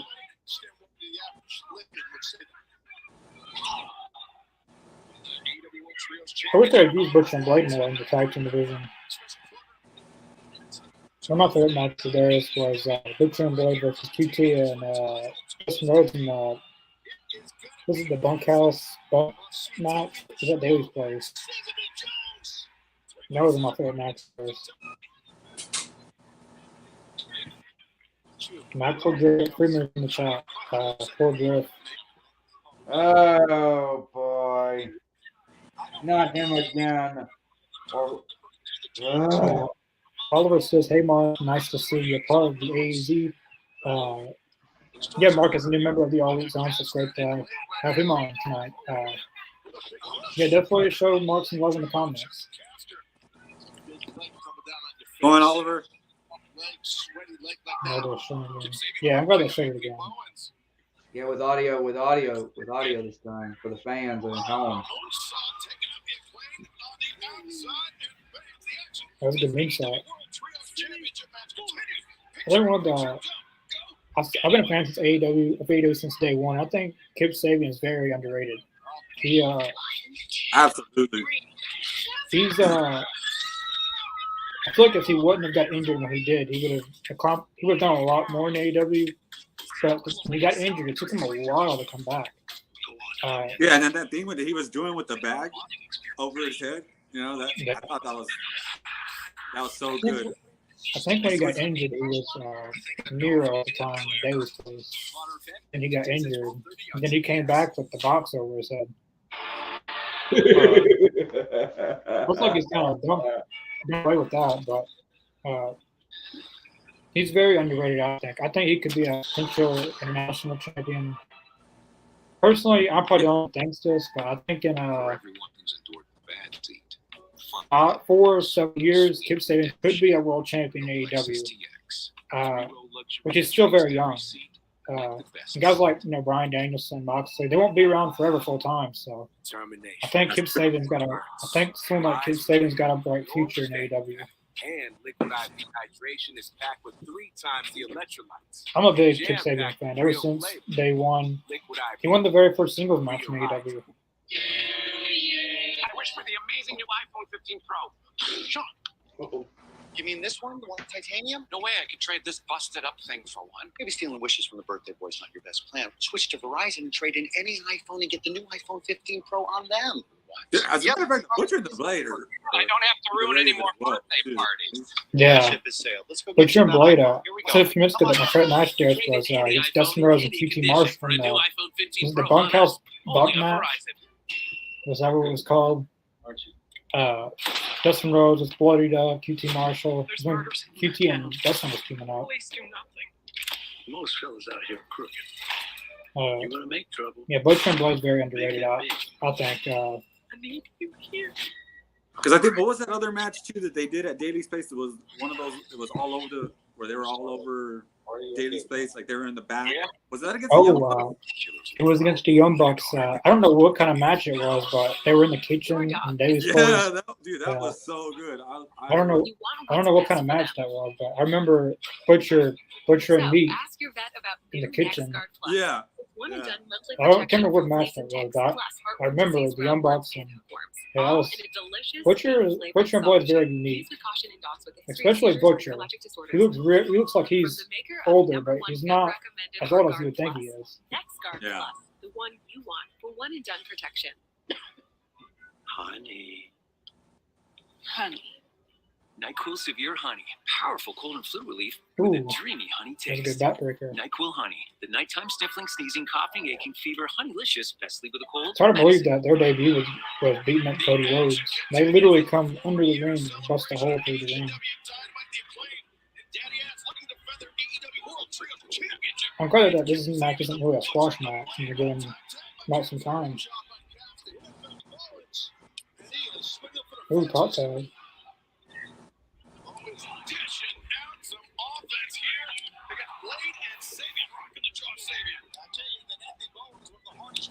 Okay, Bowen on fire. Sabian gets cut off by Bowens, staggered and over the top. Nice. Fans, we mentioned Title Tuesday, special Tuesday night presentation of Dynamite. Right here on TBS 8. Boy, done still. Some massive matches already met. Oh wow, next Tuesday. Swerve Strickland versus Bryan Danielson. Number 1 contendership for the TNT Championship. That's never happened. What? The number? Oh, okay. All right. Not that I recall. Bryan Danielson and Swerve Strickland. That should be a big match. I mean, a good match, but it's also a big match as well. against John Moxley. It is part 3, the rubber match. Next Tuesday night, Dynamite title Tuesday, the rubber and the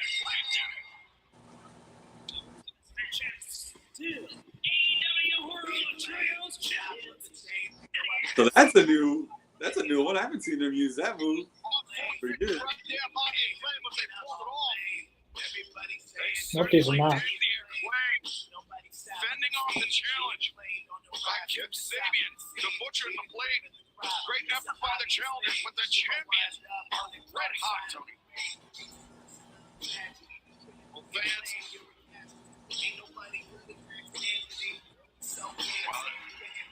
Pastor Billy Gunn, Anthony Bowens victorious tonight. And fans, last week, our colleague RJ City had an opportunity to speak to someone who's been becoming increasingly unraveled. RJ City. We present the final installment of Tony Storm, A Portrait of a Star. Portrait of a Star.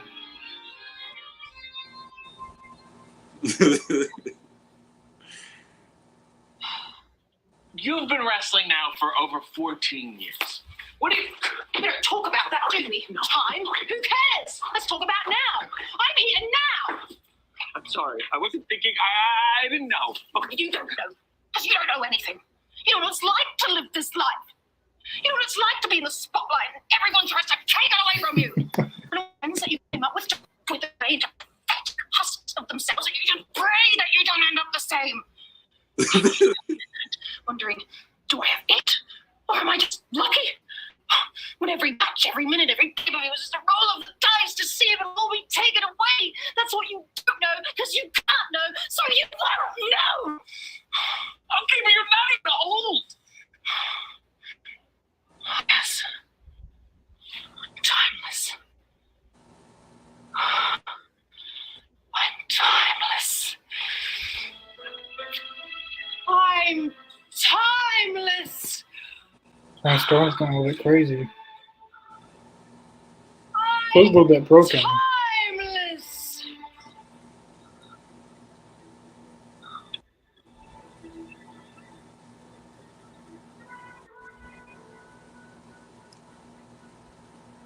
Timeless Tony Storm premieres tonight. You date on Match like you know who you are now. You realize running That errands should be together interesting. totally counts as a date. You're done with the games. You're just ready to find your person. Beauty isn't just what we in Hollywood, that acting. That's Yeah, she's definitely going with Marilyn Monroe. With her own little twist to it. and I wonder if she actually like comes up with that, or does she, does she talk about it with somebody? And do they play with it first, or do they just go straight for it and say, okay, we're just gonna do it this way? And, That'd be a great question to ask her if we ever go on. She's one of my favorite women in AEW. She probably is my favorite women's wrestler in AEW. She's put on a lot of good, like, probably my favorite women's match in AEW history is Toni Storm and Jamie Hayter at Full Gear 2022 last year. I was there for that, and that was a really, really, really, really good match. Yeah. Probably the best women's match I've ever attended. Yeah, Toni Storm feels like a creative person. That she didn't look at the show at WWE. I feel like with AEW they give you a little bit more freedom to. It's a good thing and a bad thing at the same time, but most creative people like Toni Storm, they're able to really take advantage of it. Yeah, because I think that's like one of the main things, right? Why the wrestlers like AEW is they have some type of creative freedom there, right? To like tell Tony, like, hey, Yeah. I want to try this, or I want to do this. I have this in mind. And Tony, and TK, TK will be like, maybe not. It's like, I don't know how it's going to work. But the ones that, not everything's going to be a hit. Some things you can try and it's a miss. But for example, right now, Toni Storm, everything she's doing, this is probably I don't know. She's had a lot of good moments in AEW, but right now is probably her biggest how do I put it? Her hottest run she's had in AEW. Yeah. Oh yeah, for sure. They announced during that match to compete against NXT. They announced Bryan Danielson and Swerve Strickland. That might just never happened in AEW or in general. I don't believe Bryan Danielson and Swerve Strickland have ever went against each other. Yeah, that's going to be a great match. And then They also announced Jon Moxley and Rey Fenix rematch for the National Championship. What else did they? Is that the only two new matches that they announced? Because we already knew Edge and Luchasaurus and Saraya and Shida. Yeah, I think it was just those 4 that they announced. I don't think I saw anything else. You know they have about 5 to 6 matches, so we're likely going to get at least 1 or 2 more matches for next Wednesday. But Swerve and Bryan Danielson's a pretty big match to add. Yeah, are we thinking that's the main event, or is it going to be Moxley Next week? And Ray? It's probably going to be Edge and Luchasaurus next week, I bet. Oh, that's right. Yeah. But the open match, I bet it's Rey Fenix and Moxley, because normally they like to start out with Moxley. Yeah. Not all the time, but. But it's true though. A lot of times they do. They want to lead out with that music that catches you right away. Yeah. Like they would do with Orange Cassidy. Yeah, it is Orange Cassidy. Like, Moxley somebody can get the crowd riled up. When the show starts, you want the crowd on their feet. Moxley does that. We still haven't heard from Edge tonight, which will still be what we saw in the show first started with Jericho and Omega, but he's still supposed to be out tonight to address the AEW base. You think cheating, you think hitting guys in the head with something in the middle of the match. You think those are the things that put you in that position. You're wrong. You're wrong. It's not going to do. We mentioned it earlier. It is official next week. The match is also a number 1 contenders match for the TNT Championship. That's interesting. The TNT Championship will be Swerve or will it be Danielson? I think I can kind of guess who's going to win that match. So are we going to ask the obvious question? Do they both have their dads? Yeah. I feel like Bryan Danielson's going to win because they're going to do heel. I mean, they could do heel versus heel, Swerve and Christian Cage. That's exactly what I was thinking. I was like, that'd be very different. Christian and Swerve. Man. But Bryan Danielson and Christian would be good as well. Yeah. But whoever wins out of that match, I don't think they're beating Christian Cage. Yeah, I think Christian Cage is going to have the belt for probably a long time. Yeah, he said it was that someone broke his locker room, took it out of his bag. I mean, that should be a exciting match next week. I think Max would own up to something like that. That's just my opinion. Oliver, how are you, Chris? Can you hear us, Chris? Well, Tony, there we see Juice Robinson. Holding gun on the left, off the gun on the right. Chris! Switchblade Jay White. Not with them tonight. Well, Jay White got beaten up severely at the end of Dynamite a week ago. But as you can tell, both left gold. Can you hear us, Chris? Yeah, I'm fine. I thought you froze there for a minute. What? Juice Robinson, quite a character, brother. You what? Interesting guy. I said I thought you froze up for a minute. I did, and I was just watching the show, watching the event. What's Fire Canada sign? What? How they? Yeah, first it said F Canada. Then it says something about Tomlin. I don't know what they're talking about. No. That's, We didn't come to address the soft. got the Booty Boys in the house. We came out to address the brown-haired kid. I don't call them the ass boys. I call them the booty boys. Struts around with his belts, the one they call the devil. Austin, We're gonna address the elephant in the room. douchebag. Not many people's talked about that on screen. Scumbag. The one that calls himself the generational talent, yet he spent 20 minutes last week and the best thing he came up with was tofu.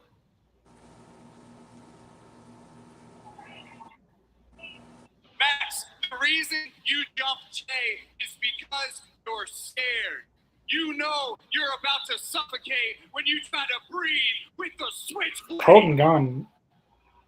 I see a lot of ability in him. Colton Gunn. The looks, his voice.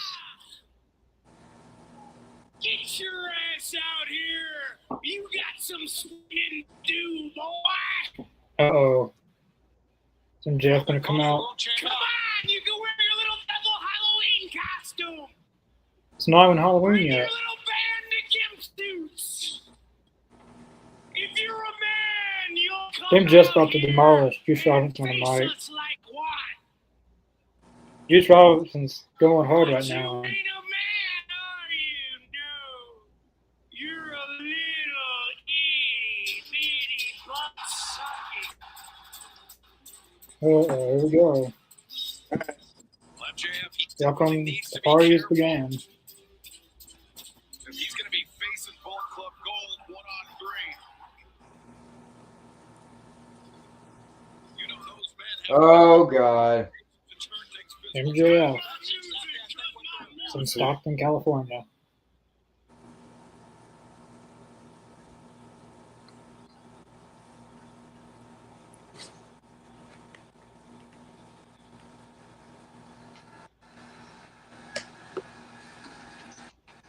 It appears the devil has arrived in Stockton, California. I'm really curious in that match. I don't think it's I don't call it where MJF. I'm sorry, what? You think it's the Kingdom? Then? We've got an interesting trio in I here. think it might be Kyle O'Reilly. Huh? We've I got haven't seen him in a while. ass boys. It may not be him. Could be Sammy Callahan. But I don't know that. Sammy Callahan's more. And then we've got their best friend, Juice Robinson. His arms are more bigger than the person in the mask. Talentless Tate. Talentless Tate.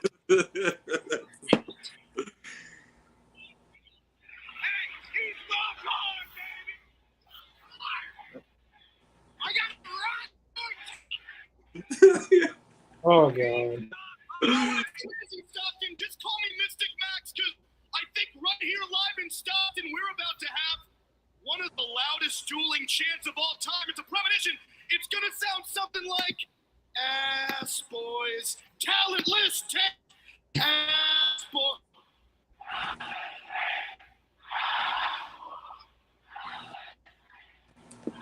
Damn. He didn't have to say anything, but Dude, the hook, line, and sinker. Yeah, I'm magic, isn't that nuts? crowd's hot tonight. You know, it's interesting, Stockton, because I've done a lot of horrible things in my life. 4th anniversary of AEW Dynamite. I thought maybe it'd be a good idea to list them off right here in Stockton. Uh-oh.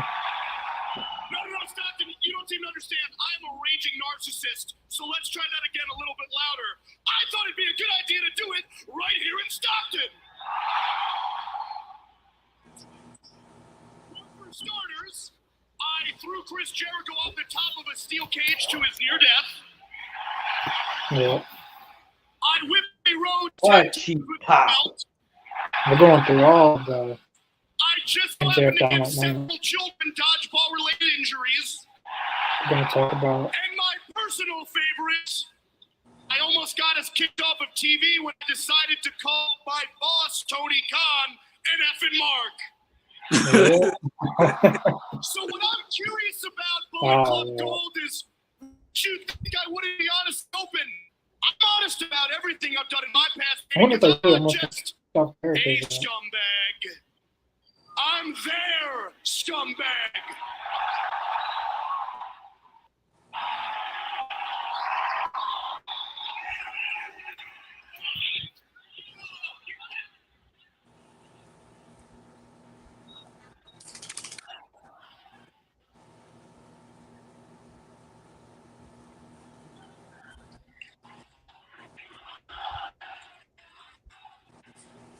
You know what's interesting?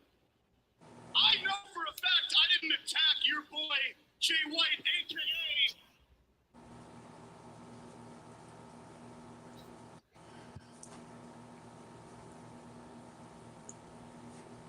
a.k.a. Come on.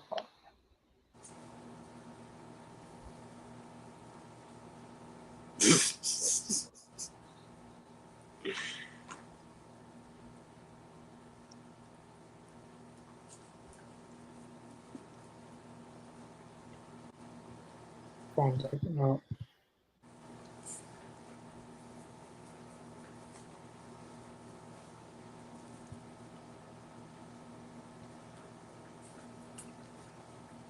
No, I don't do it. Oh boy. No one tell me anything. No one tell me anything. Come on. Phone's acting up.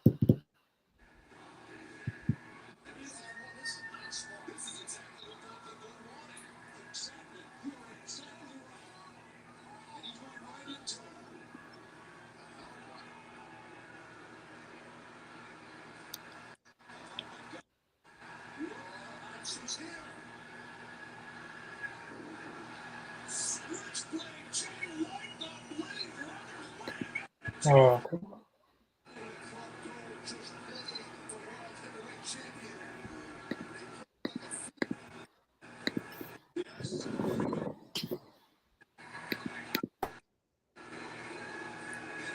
So we're gonna have Jay White and MJF at Full Gear.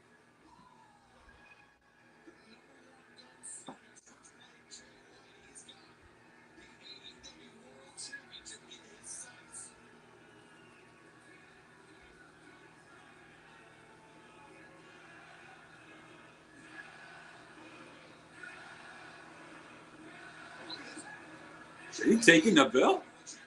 Oh boy. Oh man. Gonna take the Triple B?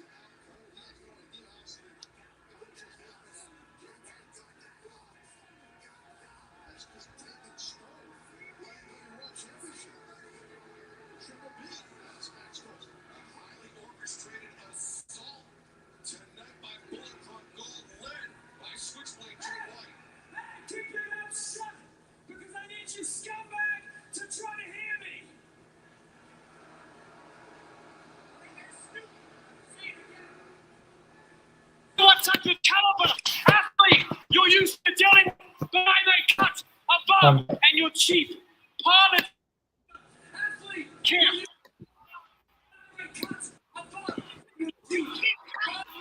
So what do? They do the match. Yeah. You got the best in me last week, but you're not Chris. fooling anybody. None of us believe a single word that comes out of your scummy little mouth. And you saying it wasn't you might as well be a confession, because we're not buying what you're selling, unlike all of these filthy paws. We hate you. No, unlike everybody here, we use our brain. We know the real MJF. We know that MJF is a pathetic, dirty liar. We know that MJF is a slimy, gutless coward.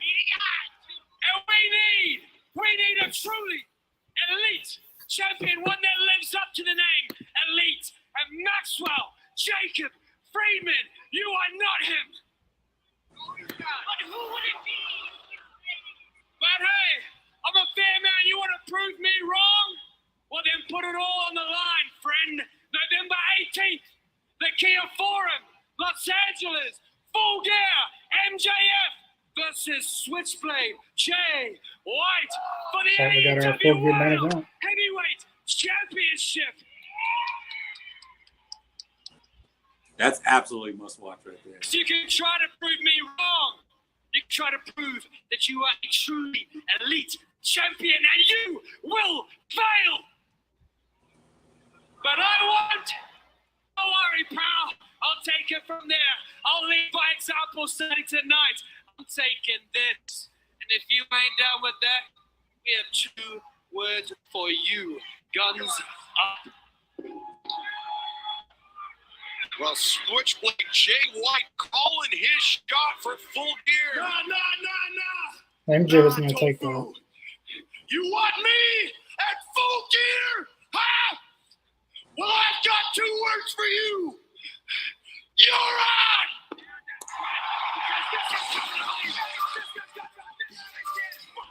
Wow, MJF accept the challenge from Switchblade Jay White for Full Gear. Saturday, So it's got to be the main event for Full Gear. There's no other match that could top that. I mean, I could put Aiden Christian, but I think the world title should be the main event of the show. Yeah, I think he could lose that belt. You guys get here with Hook and Orange Cassidy. Who Guys could? at Wrestle Dream were so close to hasn't lost becoming the the number singles 1 match. contenders for the AEW World Tag Team titles. Yeah. And people would have. I couldn't hear what you said. But I mean, Hook is still a great champion because he has a championship. Should be a great champion again too. Should definitely be Duke instead of Mox against Phoenix. Yeah, but he was Mox was champion for like 3 weeks, and I was for 11 months. But you know. Hey, Connor, is that your feed that I'm hearing? Your audio? I'm basically going off of your audio. You're ahead of me. I don't know how, but I'm like on a delay of like 5 seconds or 10 seconds. Can you just hear it now? No, it's cool. You can leave it on. All right. What were you saying about MJF and Jay White? Oh, that I think MJF can lose that belt.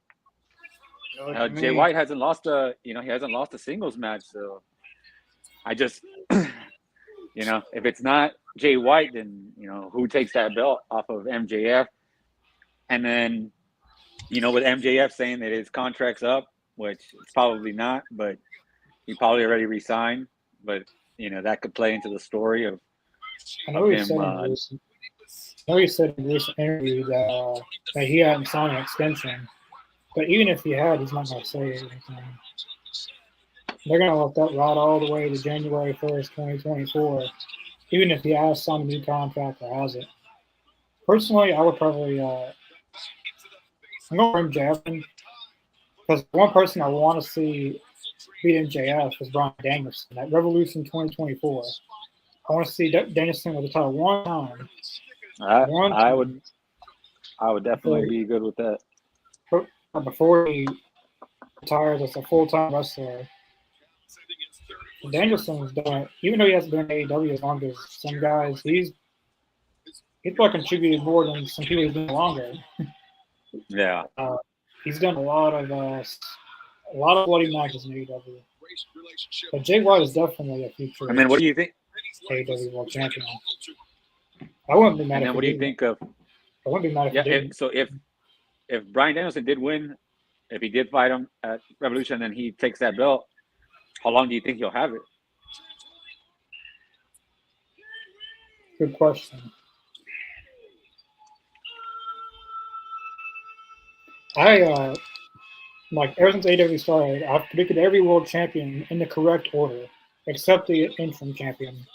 I didn't predict the interim champion. I predicted Jericho would be the first champion, because at the time he was a big name. On the TV, you want Jericho. Second name, Moxley's another big name. Third name would be Omega, because he's not as big as Moxley or Jericho, but he's still a big name. Yeah. Hangman, based on the story with Omega and Hangman, it's a long-term story. Hangman would win. CM Punk, they saw him in 2021. He's a huge name, so you want to put the belt on him. I did not predict an interim champion. That's not what I predicted. I predicted John Moxley would win it back.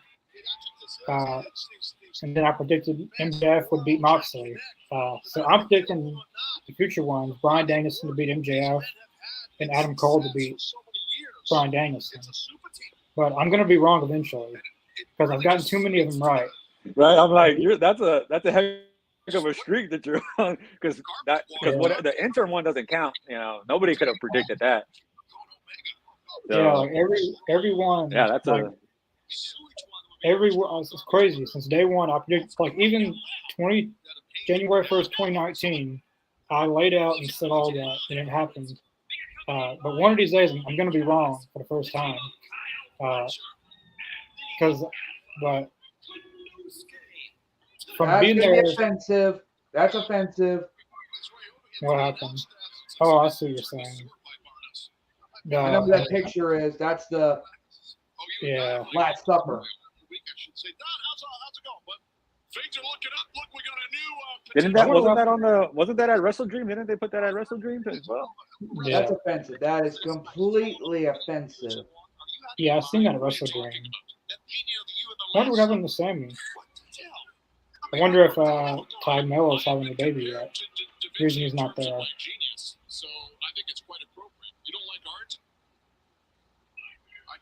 Oh, look, I think they're saying that, right? That it's offensive. I think Taz is saying that, right? Or yeah, Taz just said that. But Don Callis got a lot of heat. I remember he went to Mexico and then fans jumped him. I don't know if it was because they thought everything he was saying, I took it for legit, or if they had actual thing. I remember a fan in Mexico beating the hell out of him.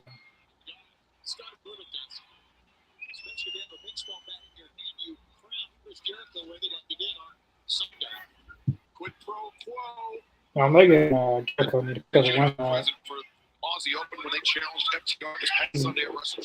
Especially Omega, he's also bad matches for this man. Gordon, thanks for watching. Every TNT championship. I guess Connor. I have a pretty good memory. There's been a lot of title changes. So Cody was the first one, Brody, and Cody again, and Darby, and Miro, then Sammy, and Scorpio, and Sammy again. No. It was Miro, Sammy, then Cody won it, and then Sammy again, then Scorpio, then Sammy, then Scorpio again, then Wardlow, then Samoa Joe, and Wardlow again. Well, no, the Samoa Joe Darby, then Samoa Joe again, then Wardlow, then Hobbs. I don't know. I'm getting some of them confused. Yeah, because remember there was a time that they were hot potatoing that thing. That thing was just flip flopping all over the place. Nobody had like a reign that was like more than like 3 or 4 months. Yeah, the longest running TNT champion that we've had is Luchasaurus. He had it for 98 days. But damn, 98 days. That's it. I'm getting the Joe, Wardlow, and Hobbs confused. I predicted most of them. Now, every other AEW title, I've not been able to predict in order. It's just the world title. I'm able to predict. But I'm going to be wrong pretty soon. I might be wrong at Full Gear. I don't know. Let's see. Because are you thinking that MJF? So you think MJF's going to retain against Jay White? At Full Gear? Yeah. Yeah, I think it's going to retain. I think whoever that person is under that mask is going to help him win that. Or maybe I don't know how they're going to put that off. I feel like whoever's under that mask is going to show up at Full Gear. Yeah. They're going to unveil themselves. They're either going to cost MJF. Well, no, because they attacked Jay White. They're going to help. They're going to help MJF, and then whoever is under that mask, they're going to unveil themselves at Full Gear probably. I don't know. Because and definitely the Guns and Juice are going to be out there to help Jay White. So yeah. So yeah, the person under the mask, will come out and is a luxury you And deserve. yeah, probably help MJF. What if it's Adam Cole and it's just a ruse that he broke his foot? That's what I think is going to happen. But I know Britt Baker's taking time off because she's helping him, but Start at drinkag1.com. that's a good way to work it. Yeah. Domino's pizzas when you order online. I don't know. We'll see. Something tells me Adam Cole. But even if it is Adam Cole, there's five. There's 4 guys in all black and 1 guy in devil mask. So Thursday night football. even if it was Adam Cole, Roderick's from the Kingdom, there's still one more person that couldn't be just all 4 down because there's 5. I think Kyle O'Reilly's gonna have something to do with that. I don't know what, but Yeah, because he should be coming back soon, right? yeah, he's been out for a while since the first big horror. It doesn't matter around that time frame. It's when he got hurt. And I remember he was having good singles run too, and he was putting on some bangers. Yeah, right before he lost. I mean, not before he got injured. He won the Battle Royal against this was to go against Moxley for the new AEW interim champ. No, it wasn't for. No, it was for the interim champion. It was for whoever was going to go against Hiroshi Tanahashi at Forbidden Door, and he won that Battle Royal. Before he got injured, he was really hot. Yeah, I remember. I was because the only time I had saw Kyle O'Reilly was in NXT. So I never really saw him in singles. I always just saw him, with Bobby Fish. So when I started seeing him in these singles matches in AEW, man, I was like, holy shit, this dude, yeah, he can wrestle. Like, he can put on some matches. He's that's another guy too. He kind of like he kind of flies under the radar. Like I don't think guys like realize like how good he is until you actually like see him wrestle one-on-one. I mean, he's always been a trios guy with Cole and Bobby Fish, tag team guy with Fish, but he's very underrated as a solo wrestler. Yeah, because I remember watching the solos and I was like, man, this guy can do something. I mean, he can grab some gold. Shoot, like he comes back, he comes back, running solo. I could definitely see him getting that TNT, championship, off of Christian or getting that international title, off of Mox, maybe, I think Mox is probably going to call that next week. Yeah, that's what I'm thinking. Because I don't think he was supposed to lose, right? The first time, I don't think he was supposed to lose. No, I don't think he was. Yeah, I think they called him out there and ring for that. Yeah, so I'm definitely thinking they want to put the. Even if they wasn't even if they had to make a split decision, Ray Phoenix is a great champion for the international. It's kind of a blessing in disguise for him. You're in the ring, you take one lose, and all of a sudden you get to win a championship. And I think that was like one of the things too, right? Is that even though it didn't go as planned, it was still okay because it's like Ray Phoenix has the belt, like that's still good with us, because he'll put on banger matches too, just like Mox does. So yeah, so of course I think it wasn't something that it was like, oh man, this shouldn't have happened.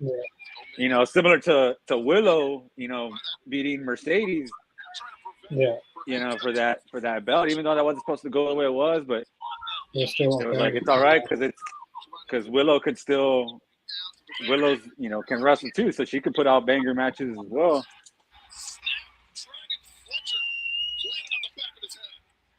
Somebody fixing to go on a Snapdragon machine thing. Sometimes these Snapdragons are really. I love the Snapdragon. That thing is such a good move compared to a suplex, because it's so fast, boom.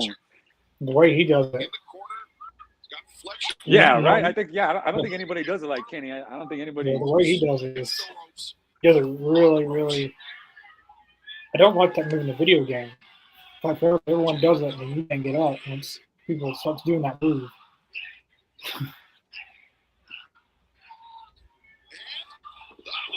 Oh.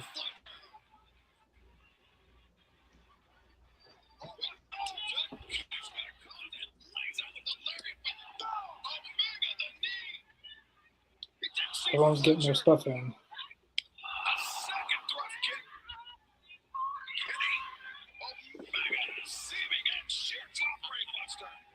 That was a really good match.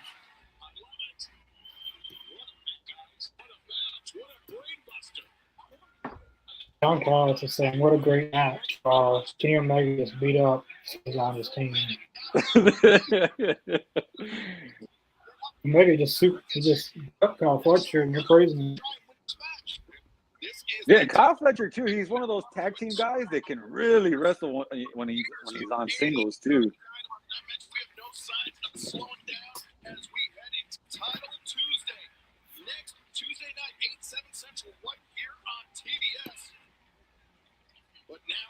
Like that's one of those ones too, that I wonder at Wrestle Dream that because I really thought that Aussie Open was gonna win those tag belts from FTR.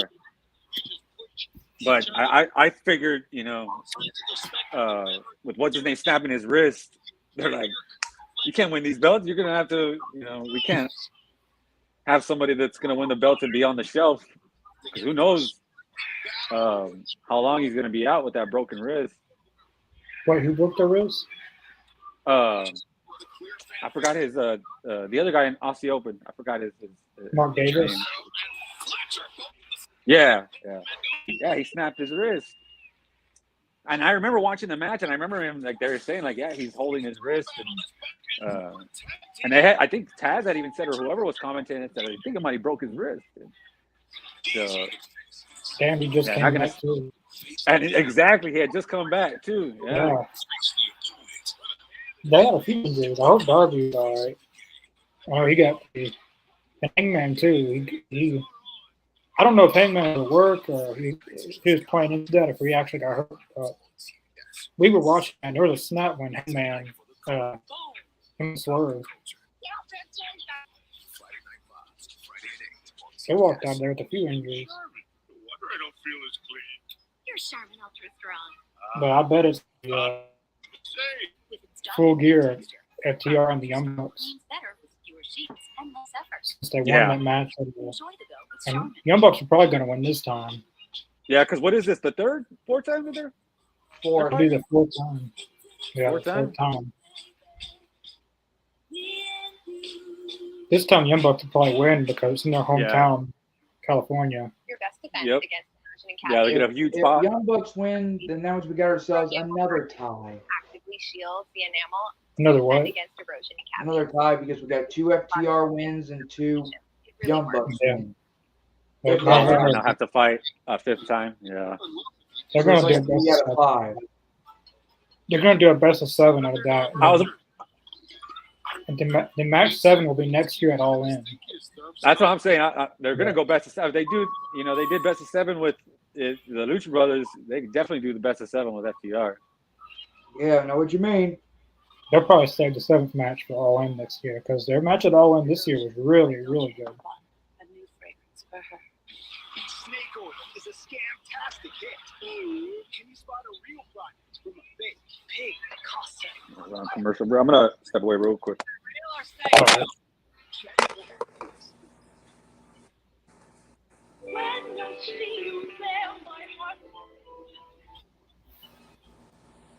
Guess it's just you and me for the moment, Connor. Search for something you love. Etsy has it. This week only, Yeah. get unlimited mini price pizzas for 50% off when you I want to order let everyone online. know tomorrow night is Talking Elite Dark Side of the Elite Zone Part 5. Is the final episode of this 5-part series of Talking Elite Dark Side of the Elite Zone. It's not the end of Talking Elite, I promise. It's the last episode in the series of Dark Side of the Elite Zone. The final part will be about Vince McMahon. So we'll talk about the life and journey of Vince McMahon. Series is called Dark Side of the All Elite Zone. So it's based off of the show that we all enjoy, Dark Side of the Ring. So definitely join us tomorrow night at 7 p.m. Central Time, 8 p.m. Eastern for Talking Elite, Dark Side of the Ring, Part 5.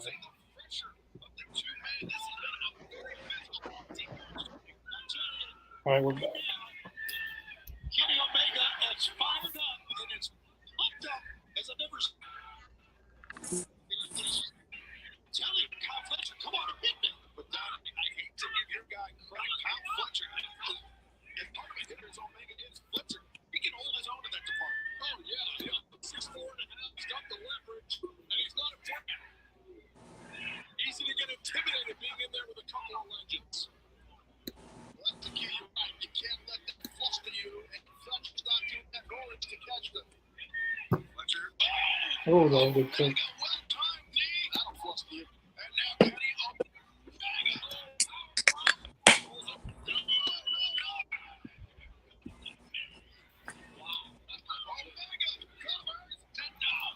Yeah.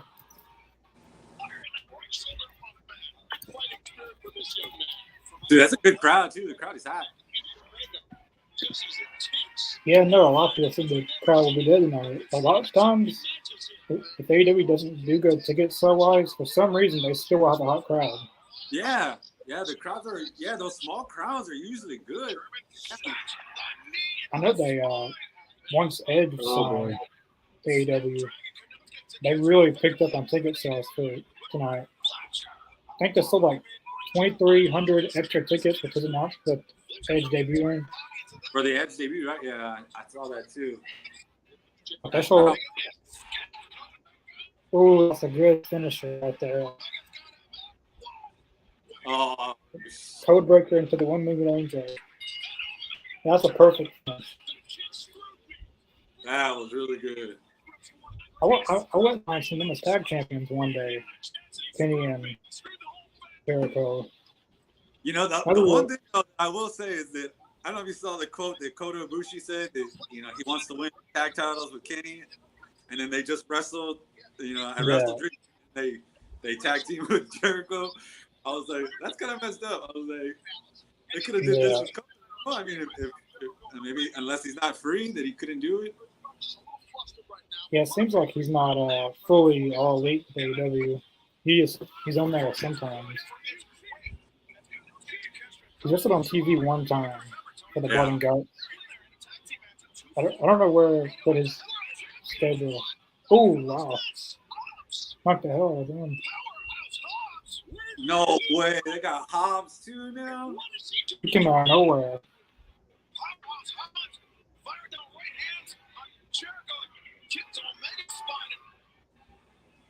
Came out of nowhere, the invisible hand. So Hobbs is with Don Callis. I'm guessing he is.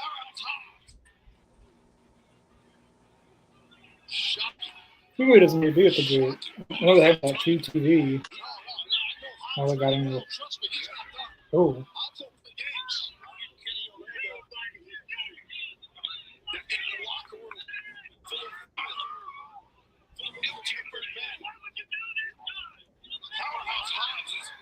He's one of the most dangerous tens. There's no doubt about that. Don Callis, one step ahead of Jericho and Omega. Oh my God, Kenny's in trouble. Somebody told me something. He said, "Shut up." Oh, he threw him over there. Threw him over like 2 rows of chairs. Damn, he punched him.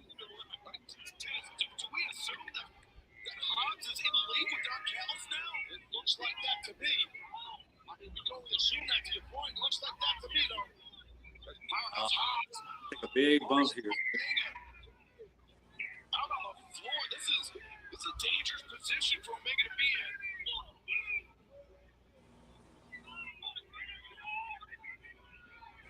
The chorus that goes right out.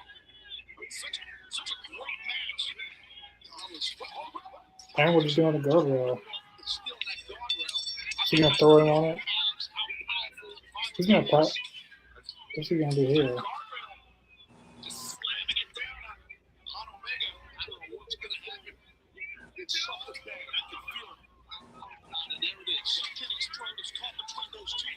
Oh,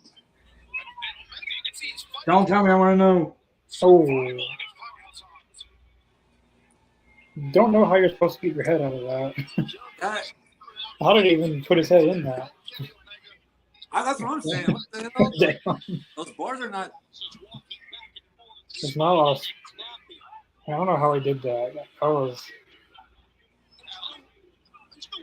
Or he broke one of those bars. Is that what it was? He broke one of those bars. Then there was a space. There's no way he could have fit his head in. He is whooping the hell out of Omega.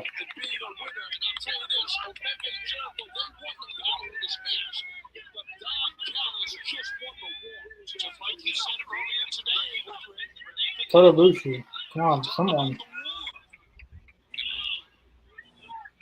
returning Kenny Omega to the ring. Now, he is in serious trouble. And Vince just received an update that after his match earlier tonight, Nick Jackson, he and Matt went to the hospital. We know Hangman Page is not here in Stockton tonight. Kenny Nick Jackson went to the hospital. Nobody's coming. I mean, there is one person. But I don't know if they'd. I wouldn't put him in this. No one's coming out then. I hope they know they don't have that tape on good. His arm. Yeah, he could bust out of that. That's why he was so holding.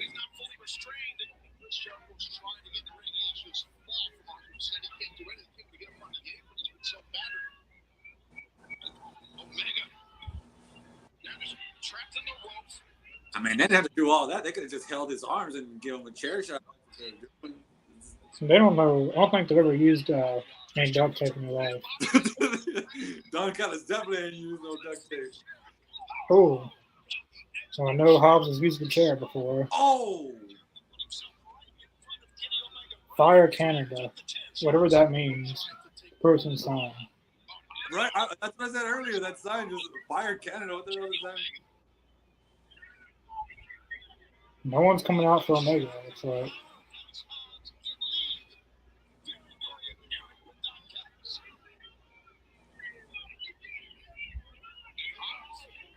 Look at that. The tape already came off. They don't know what they're doing. Don Callis is going to hit him.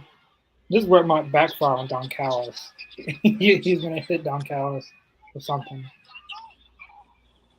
Damn. Damn. They don't have any of that duct tape on good. Maybe not next. Oh. Maybe next time just have two handcuffs. Since they have duct tape.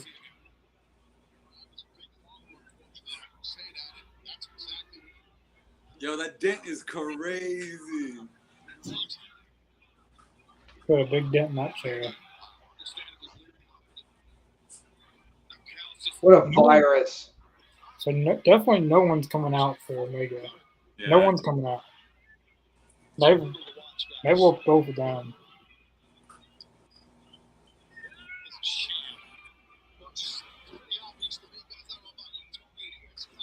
I feel like that segment lasted a little bit too long than it was supposed to.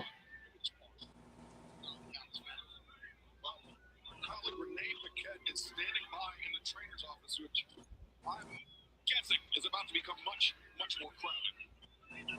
Trainer's room. Max, we saw what happened earlier tonight with you and Jay White. Yeah. A vicious attack, him stealing your AEW World Title, issuing a challenge to you at year, which you've now gone ahead and accepted. This is You have so interesting. much going on right now. How are you feeling? Oh, dang. So he's going to get the acclaimed as the backup? Swallow that and we're here.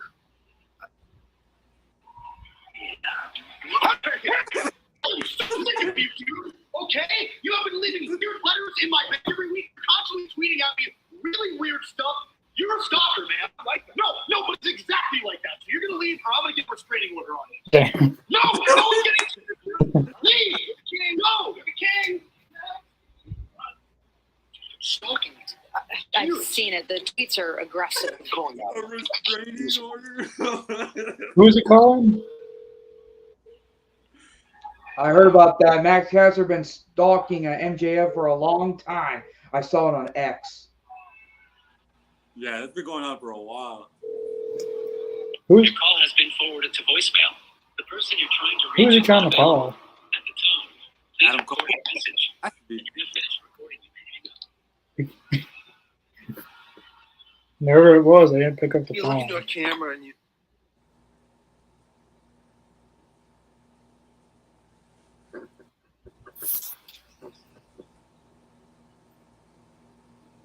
That's kind of they never brought it on the TV really.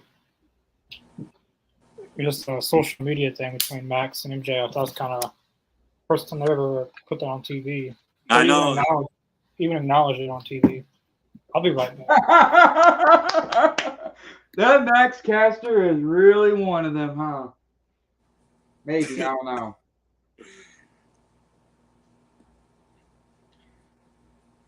Yeah, I think something's definitely going to happen there, right? With Max and the Acclaim. Yeah, I know what you mean, Mark. I saw this on X, though, a lot, or formerly Twitter.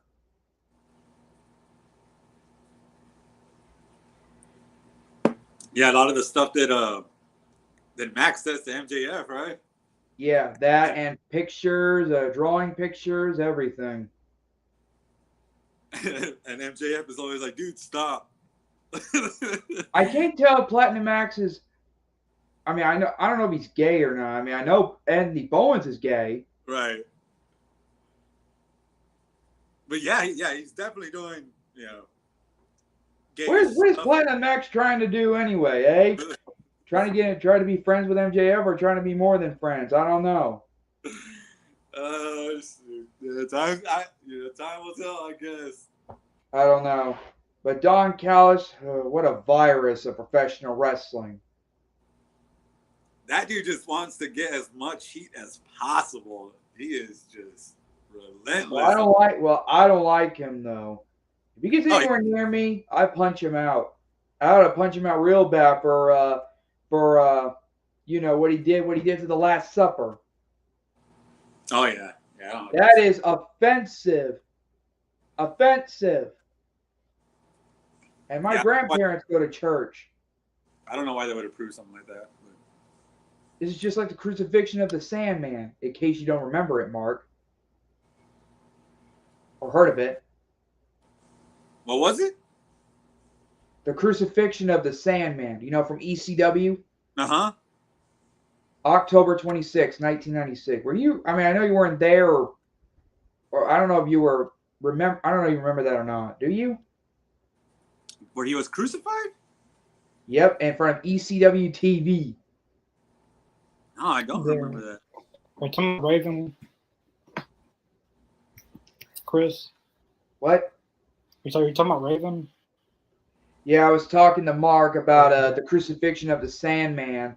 I got thrown across.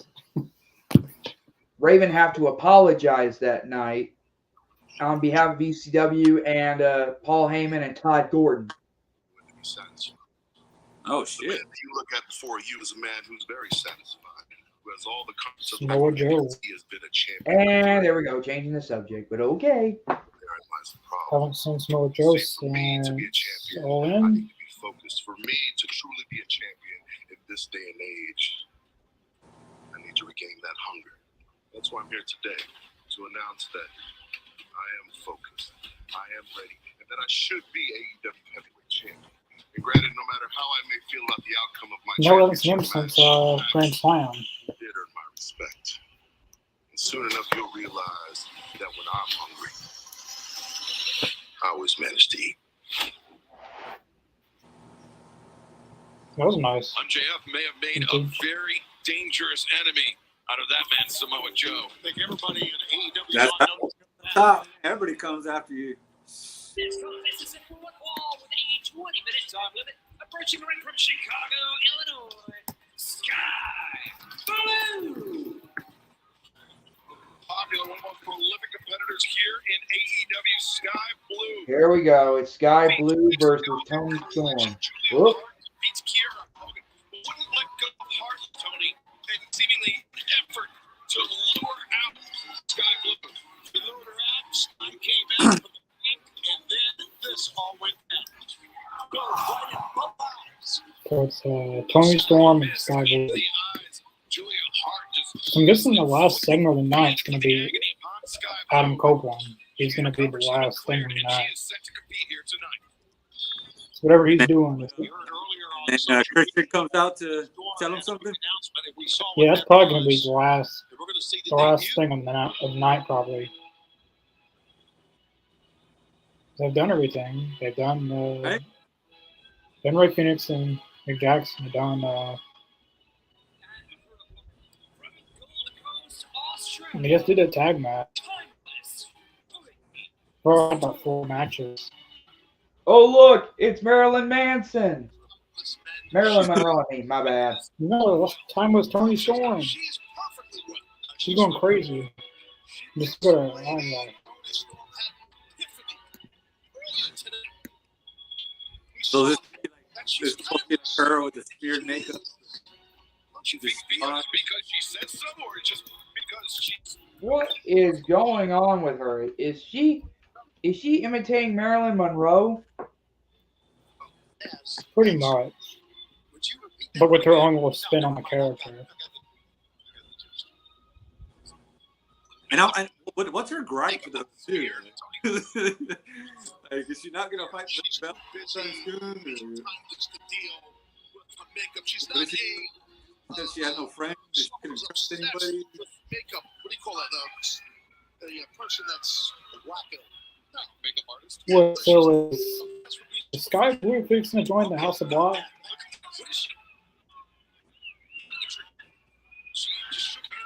Be a spotter or what? Or join. She has the same eyelashes, same makeup that Julia Hart had, and she joined the House of Black. And Maybe I thought they were going to do that with Anna Jay as well. Yeah, they did that to Anna Jay as well. But they kind of rushed that up. Maybe that's just her normal makeup tonight. I don't know.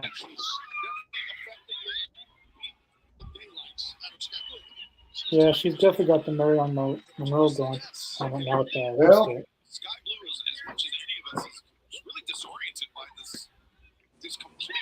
Is she trying to get rid of the hair of Sky Blue? It looks like there's hair a little bit.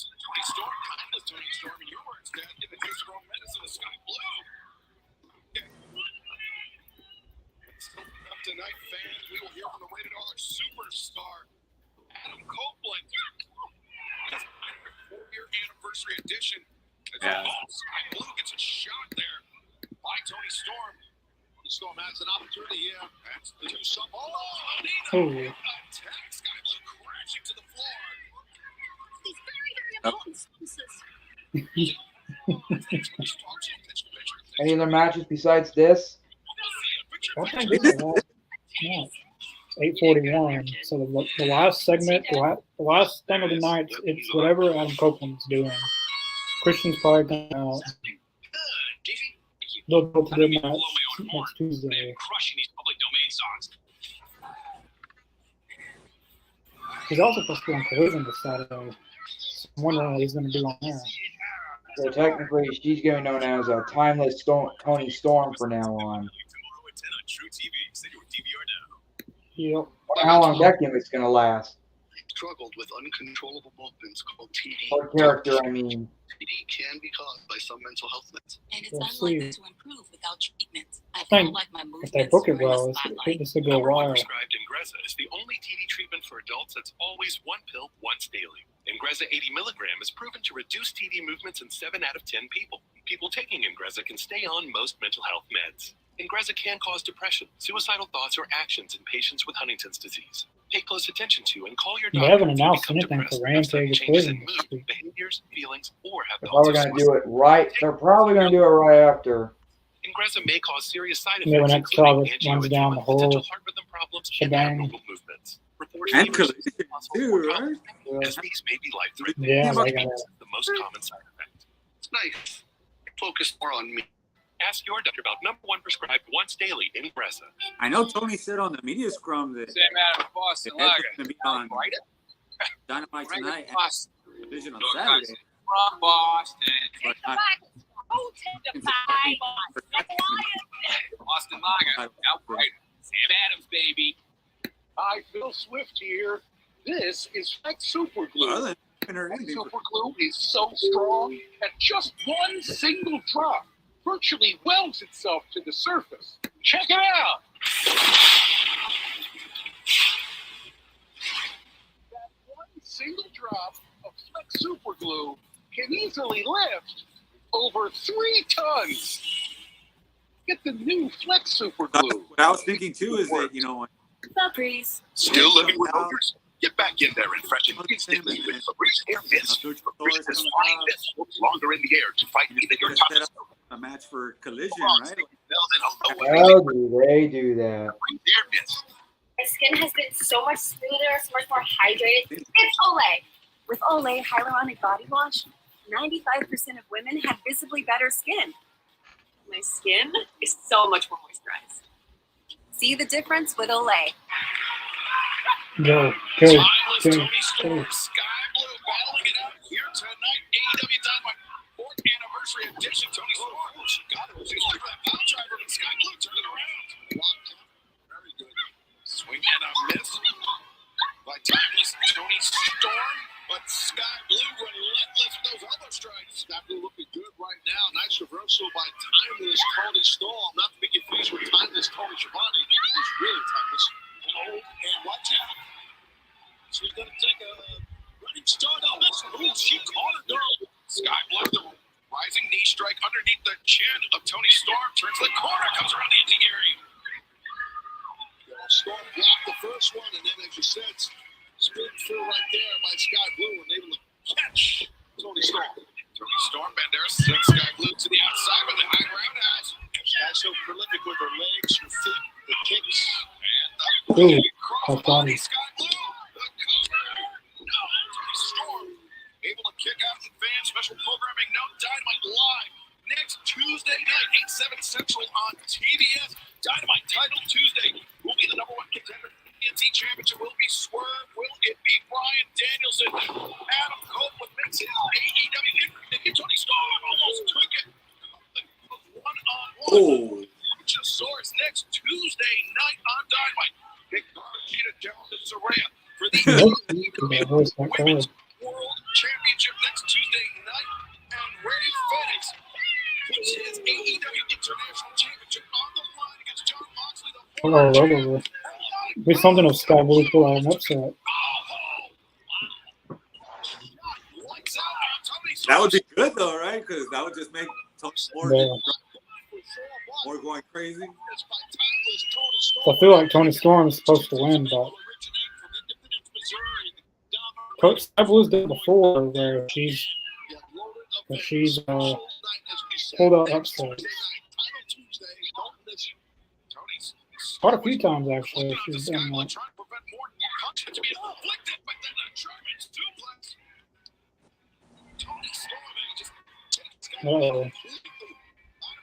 Skyler doesn't move here, then it might be over. Every time Tony hits this, it's near the end.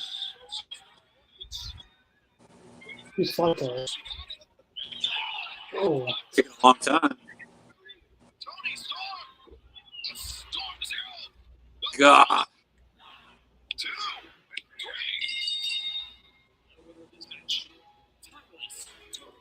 Yeah, that's a vicious combo right there. That'd take out anybody. Every time she hits that move on the corner of the ring, then it's close to the end. I like how her finisher is the power driver, and she's actually using the finisher move. Not many people have that as a finishing move, but I like that she does. not sportsman. Sports lady. Sports lady. The more you say it, the more awkward it sounds. AEW says they don't have characters. I mean, people say that AEW doesn't have characters. I don't know what else is a character. Tony Storm's doing it now is definitely a character. Oh yeah, absolutely. You don't know what a character is, then. I mean, if you don't think Tony Storm's not a character, then you don't know what a character is, probably. Look at a big 8-man tag. I mean, that's literally the definition right there of a character. Right? I don't know how you not know what that's a character. That's definitely a character. Winner gets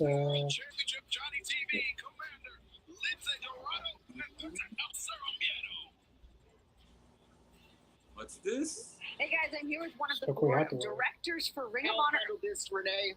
I have breaking news. Eddie Kingston, I couldn't say this on Sunday because you were so rude. But this Friday on Rampage, there will be a four-way for the #1 contendership for the Ring of Honor World Championship. And guess what, Eddie? You will be there live doing commentary to see who is next in line. We need a champion that smells like Tom Ford. So still not putting the ROH World Champion on the show, on their weekly show. I wish they would put the Ring of Honor title, especially the world title, on their weekly show, because it makes more of the reason people subscribe to Honor Club.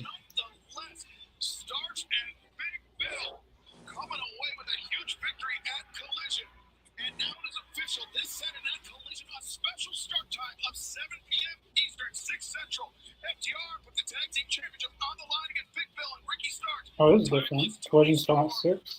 Go. Okay. Plus 1, Kia Hogan. Well, we got ourselves a special start time on Saturday Night Collision. Oh, nice. Nice 6. That's Swerve Strickland and Brian Danielson. Hey, what was that? 2 matches for Collision there? So they'll probably announce more on Friday.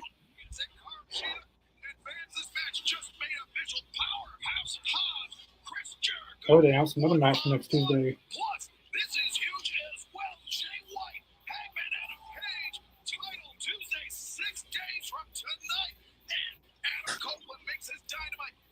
They had 2 matches actually. Hangman and Jay White. Hangman and Jay White and Hobbs and Jericho. So I wonder if that'll play into the story. Hangman, if they're trying to get him involved in that storyline. Something's probably going to be set up though by Christian Cage and Luchasaurus and Nick Wayne. I just know it. I bet they're going to do the blame game. Everyone's going to be blaming everyone. They're going to blame Hangman. It's not Hangman. It's not MJ. They're going to start blaming everybody. You're on the verge of a major breakthrough. That's a pay-per-view match, Jay White and Hangman. To offer you a job. You is to become a TV star. Yeah. Yeah. That's what they're trying to pull out all the stops for the Tuesday. Because I thought they were gonna do this. Dynamite's been good, but for a 4-year anniversary, Dynamite, I thought it would have been a little bit more. Yeah, I think that that could have been a little bit. They could have had a few more bigger matches. The competition is heating up. All my favorite And I'm glad to see Wardlow got, but they could have. They could easily put that on Collision this Saturday. Collision, Wardlow coming back, and they could have put that whole thing on Collision. Which means the never-ending And they could have something that plays on. You know, and especially on these shows after the pay-per-view, there's That's go back too. pretty big. I mean, it's not that bad show, but it's not. It's 4 years of the longest show in AEW. So yeah. Starting at $13.99. And then, like I said, Your family. Tuesday. So there's a lot. Yeah, I think they're doing. They don't want to pack it too much today. Kind of spread it out. Tuesday's gonna be awesome. Tuesday's gonna be great. Yeah, Tuesday they've really got it stacked up. Which I feel like tonight main spotlights are like the only match that really has the theme of the 4-year anniversary is Nick Jackson and Ray Phoenix. Yeah. They went against each other in 2019 or 2020, right before the pandemic. They had a really good match on Dynamite. Wardlow coming back is a big part of Dynamite. And I guess probably the biggest moment of tonight's going to be Edge at the end. Yep. Normally we do a rating of the show after the show's over, so hopefully this everything Edge has done so far in AEW has been really, even though he's only been there for one night, he's done really great. But let's see what Edge has to say. I'm still calling him Edge. It's hard for me to call him something else. Adam Copeland is just, or even saying Adam, because there's so many Adams, you know. But can't even say Adam. Adam. Yeah, I get his real name, but like a wrestling fan, we're gonna call him Edge. Yeah, it's just Edge. Like, you know, they can't call him that, but we can. We can still call him Edge. Yeah. I mean, his Twitter handle is still Edge rated R, so you know he hasn't even changed it yet. Yeah, you got to keep everything except Edge. We'll see if you can struggle with.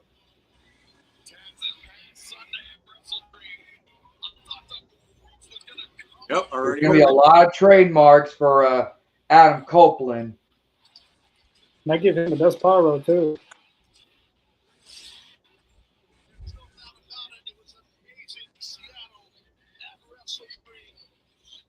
He's really down to earth to all the fans.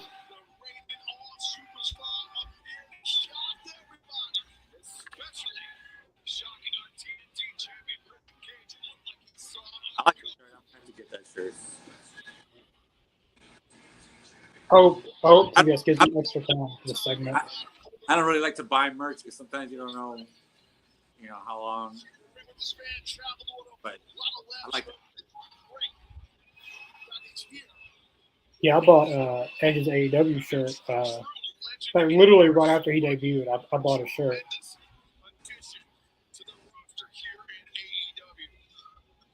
I'm probably gonna wear it to Collision when I go to Memphis. Edge fears Pete. The cool thing is you look at Edge and yeah, he generally like. You know who said you think you know him? Beth Phoenix. Yeah, right. That's what they said, right? That she did the voice. Wrestling, my friend. Tony Schiavone, I grew up. And I like that they changed it from you think you know him. So to stand in the ring with you, pretty big deal for me.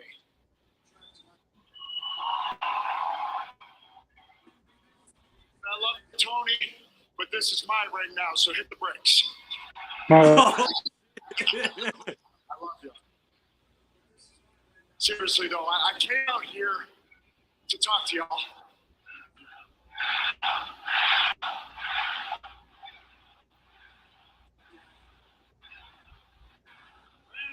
One chanted before. That's fun.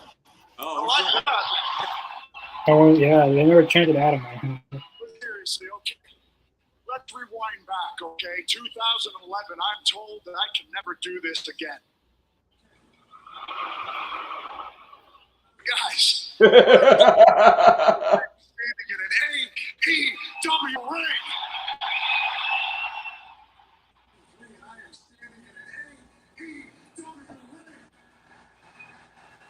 I love it.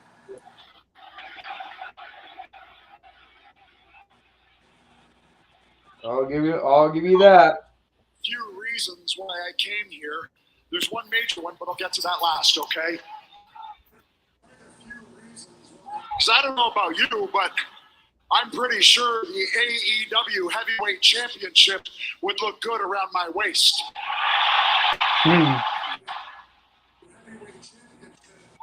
There There's a whole roster of first-time matches for Adam Copeland. And yeah, I just talked about myself in the third person. Never done that before. Kind of weird. I don't think I'll do that again. Did he just say Edge? Check it out. We're talking first ever matches, right? Adam Copeland versus John Moxley. Adam Copeland versus Kenny Omega. Versus Miro. Versus Powerhouse Hobbs. Versus Jay White. Versus the Stray Bullet Juice Robinson. He's naming up a lot of people that he's never faced before. I noticed that these are all like main guys. He's not trying to put those are young all talent amazing over. reasons to be here. To challenge myself Do what I 31 can, years into my all I something can. that's brand new. And all of you are helping make that happen.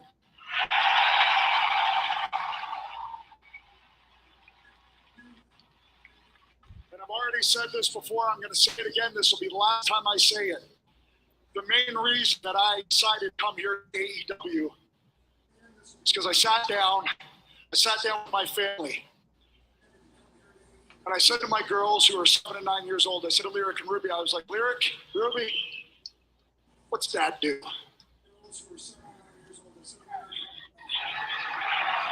Should I retire? That choice was up there. But then Lyric, 9 years old and far wiser than I will ever be, she said, you should go and have fun with Uncle Jay. So speaking of Uncle Jay, I'll call him what y'all call him, Christian Cage. I know. So right now, I would like to call out Christian Cage. He's never called Christian Cage. So I I always call can him tell him Christian. the real reason I'm here. Very different.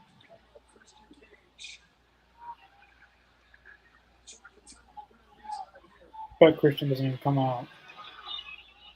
He's too scared. Dude, that's so funny that his name is Jay. I just can't get around that. That Christian's actual name is Jay. Right, here we go. This past Sunday at Wrestle Dream, Christian Yeah, we got Adam and Jay. More than Christians, Adam and Jay.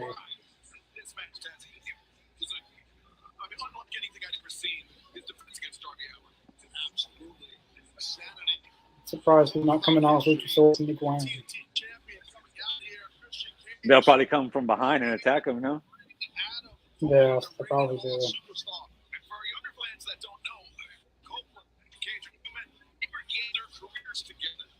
Oh man, this is gonna be good.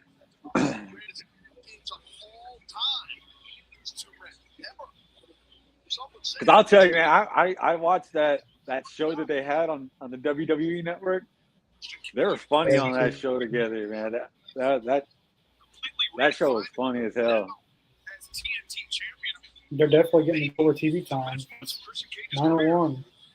Still getting to go over. Oh shit. Oh, but it's like you said, they give them that extra time for that mess up, right? They probably did.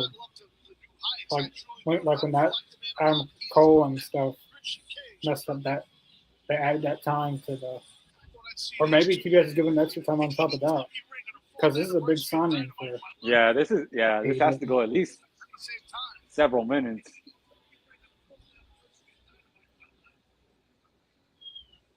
It is a huge name, so you want him on TV as much as you can. This is weird. More weirder, it's in AEW, not WWE. For 40 years, you and I have been Adam Copeland. Before we were in this, but it was We need to talk about Adam Copeland's father. that made us realize we were going to be best friends for life. They're not brothers anymore. And I know what you're thinking. Why did I do what I did at Wrestle Dream? Why did I smash Nick Wayne? Why did I throw a chair on Luchasaurus' face and spear him? Why did I do those things? And it's quite simple, because I see you standing out here just like this, I see your face all pursed up, looking more like a usual. Oh. That's funny. And even though I know that about you, I still love you. That's never going to go away, okay? But I saw you standing over Sting. Sting. Sting. The Sting, damn A it. guy whose poster you took to the barber and put it on the mirror so that she would cut your hair the same way as his. Oh, that's hilarious. Lousy rat tail. I was Lex Luger. That was us. And I see you standing over Sting. A man who has entertained people for over 4 decades.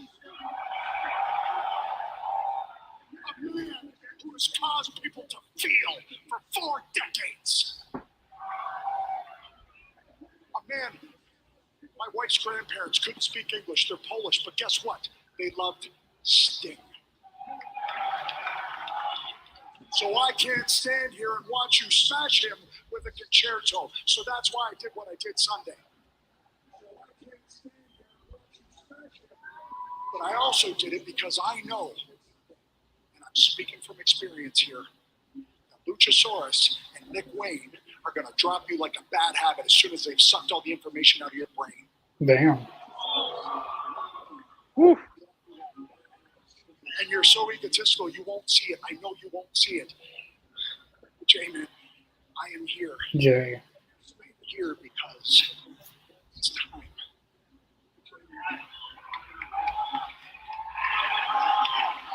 Dude, I like how he keeps calling him by his real name. For the first time since 2011, for the first time properly, What does he mean it's time? it's time for you and I to team together again. Oh, Christian's not gonna do it. No. Face a team like FTR. Yes, that's the match I want to see. Face a team like the Young Bucks. Edge and Christian versus FTR. To show an entire generation of fans why we are inarguably That's a pay-per-view match. I could headline All In if they wanted to. Christian is not going to give us what we want. Yeah. All right, see the look on his face. So I am out here hand in hand. And you know, because I think we'll still get those things, just not anytime soon. Let's end our careers. no, Christian's on a run of a lifetime by himself. He doesn't. If he does that, he takes away his star power and gives it to Edge. He'll overpower his star power, and he don't want that. It's probably what he's going to bring up now. I bet.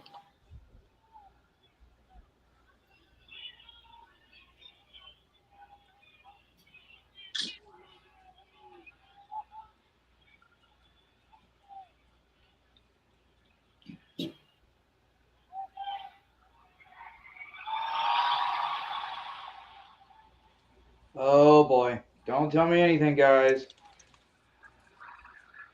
Go. But what did he say?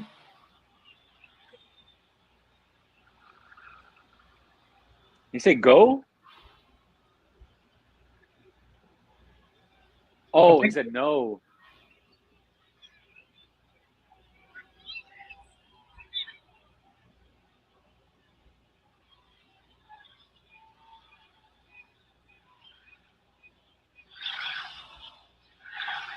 Oh, him an asshole.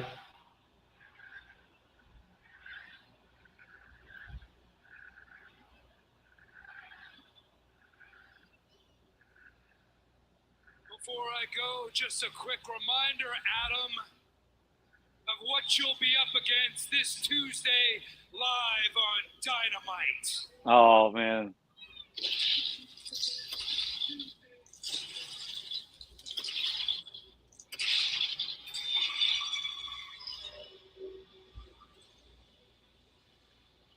It will be Adam Copeland. Christian Cage is a changed man. In-ring debut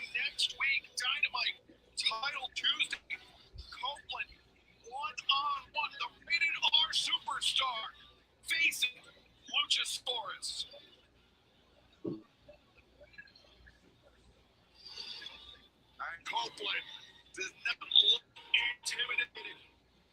It will be Title Tuesday next week, but before that collision, special start time, 7 p.m. Eastern, 6 Central, this Saturday night live on TNT.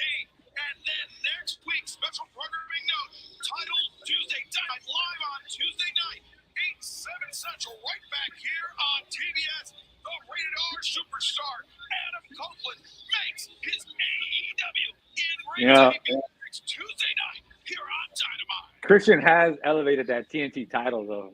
That thing seems like prestigious freaking metal. Like that title does seem like super relevant now. You know, because we were talking about that, you know, the way we were talking about how that thing was getting hot potatoed and there, you know, nobody really took it seriously.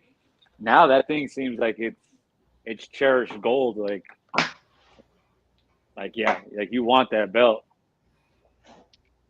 Like kind of like the way Gunther is taking that what does Gunther have? He has the Intercontinental. You know, now that belt seems like it's something because he took it to that level. You know, it seemed like a mid-level belt, but with him having it, you know, it kind of seems like it's really important. I think Christian's done that with the TNT title.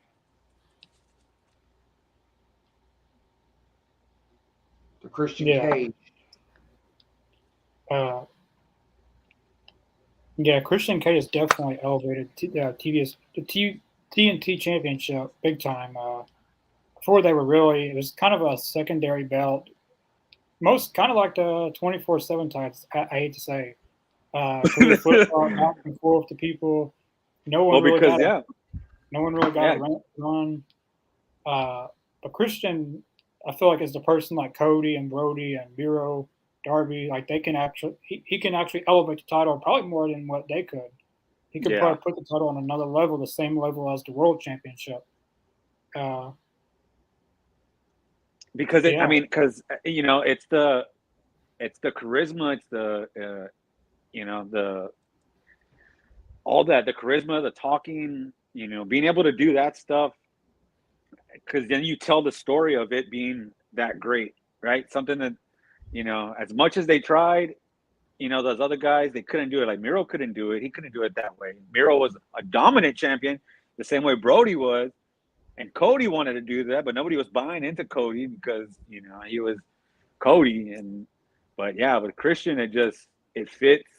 It seems right, you know. And kudos to them for doing that 3-way match to get the title actually on him. You know, that it actually is his now, and it's not, you know, Luchasaurus and Christian carrying it. Yeah. Sometimes, man, they do this shit so good. Just good stuff. Yeah. I thought that ending was really, really good with Edge and Christian. I like how they're continuing the story too. That Christian didn't really say hardly anything. So it's and Edge is going to be he's going to be on Collision this Saturday. So I'm curious to what he's going to do on there. They didn't really announce anything they put on there, but that's what I'm saying. Yeah, so I mean, he's gonna cut another promo again. We probably might get a real Christian and Edge promo battle. I don't know, because maybe they were stuck for time on here, and they were like, it's gonna have to be quick. You know, we'll do it. We'll save something for Saturday. With the special start time, you know, since they had the special start time for Saturday, so maybe they're like, we'll just dab it here and then let's do something real, a real big promo on Saturday, and then maybe Luchasaurus attacks them, you know, for the match ahead on Tuesday. So I'm sure they got something cooking. I'm sure they got something in mind. We'll definitely see what happens then. Yeah, I think I really like the storytelling they're going because Christian didn't say a whole lot, so that gives that continues the story even further because he didn't really say much. Eventually, he's going to say more. Eventually, him and Edge will be on the mic longer than that. Maybe they should have started out the show with them two. Maybe they should have started off with Edge. I don't know. But it leaves this people waiting to see Edge the entire night. So they have to watch the entire episode to get to Edge at the end. That's it right there, yeah. I mean, you could start off hot, and then after that, everyone tunes out. Or have everyone watch the whole show so that you have to watch the whole show to catch Edge. Yeah, I thought it was overall a pretty decent episode. Match-wise, I think the Ray Phoenix and Nick Jackson match was probably the best match of the night. Yeah, which I'm gonna go back and watch. I gotta see that match. Yeah. It's good to see Kip Sabian, Butcher and Blade back. Wardlow's back. He went against Griff Garrison was back tonight. There's a lot of people returning tonight. It was great to see Wardlow back. I'm curious to see what they do with him going forward. Yeah, exactly. And then he did that different thing of, he didn't even pin Griff Garrison. It was just like a tap out. I mean, he's done, and then he walked out through the crowd. So that was something different too. So I wonder, I think you had mentioned it. Is this a heel Wardlow, or are we doing or is he still babyface? I'm curious as to that. It's probably going to be a heel. You think so? I mean, that would make sense. I think it would be something different that, to change it up from the way he was before than just being the baby face that kicks everybody's ass. Because when you kick everybody's ass as a heel, you get a lot more heat and a lot more attention. Yeah, they can definitely do something with that. Oh. So apparently, when whatever Christian said, they muted, but they bleeped out. But he said, "Go F yourself." I'm not gonna say the. No way, did he really? That's what he told. That's what he told Edge. He said, "Go yourself." F yourself.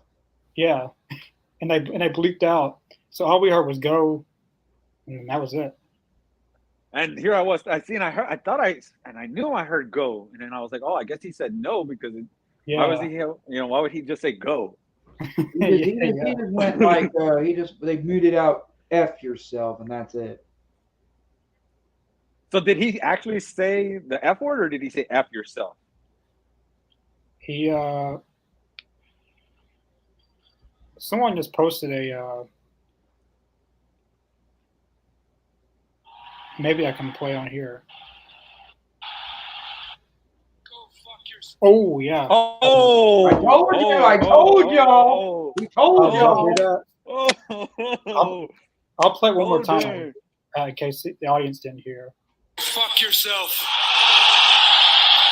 Let me go a little bit back. Every time I think I have a good time in it. Yeah. So I'm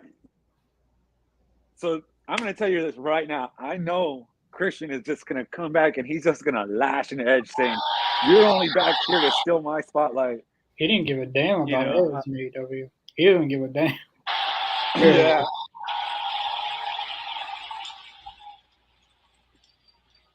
Go fuck yourself. Oh, yeah. Oh, man. He didn't give a damn about Edge in AEW. He doesn't care about him. I remember they were asking him about Edge, right? And he's like, "I don't have any friends, only Luchasaurus," right? He just kept on saying that.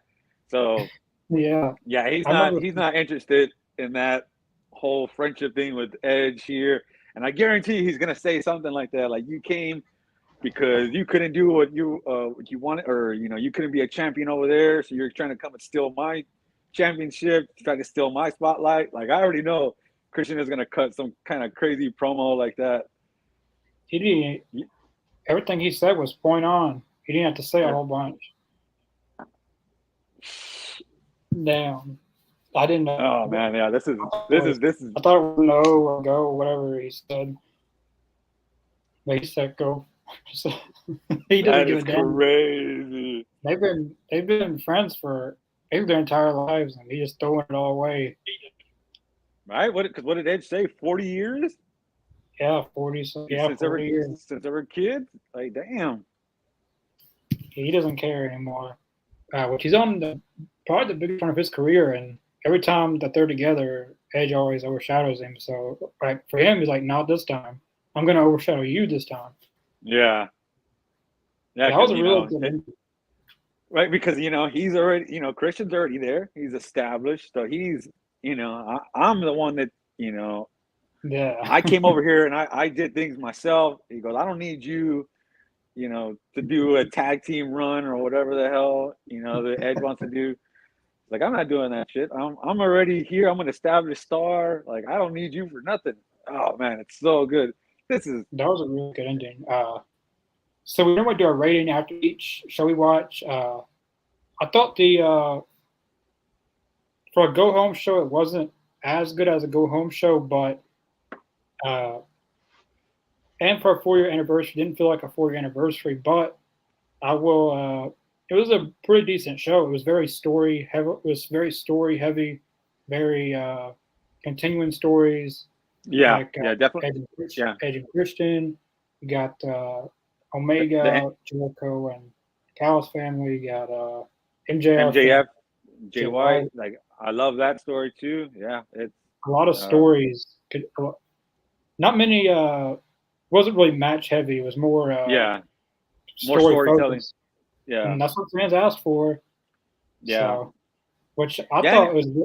I thought it was a 10 out of 10 for storytelling. Definitely. But overall, I'll give it 8 out of 10. What about you guys? Go ahead, Chris. I gotta go with same thing here. 8 out of 10. Yeah, I'm right there. 7, 8. I'm right there. If we're on a grade level, it'd definitely be A or A minus, something like that. So yeah, so I'm right there with you. Yeah, I really liked what happened there at the end. That was really good. And then I can't believe Christian actually said that. Like that took it up a couple of notches for me for sure. That was so good. Without him, he didn't even. That's the one, man. You just think about it. Like, Christian just stood there, just had this one facial expression, didn't change it, and then said, "Go F yourself." Like, come on. Yeah. Like, that was so freaking good. We got one. Chris, last name. I think Edge and Christian will long play this tease and keep people locked in. Hopefully, I think they will too, because they didn't really give a lot away. They gave probably a little piece away. They didn't really give anything. I mean, Edge did most of the talking, which the segment was around him, so obviously he would. But everyone expected Christian to come out, which he did, but he only said 3 words. Yep. We all know. Yeah, sorry.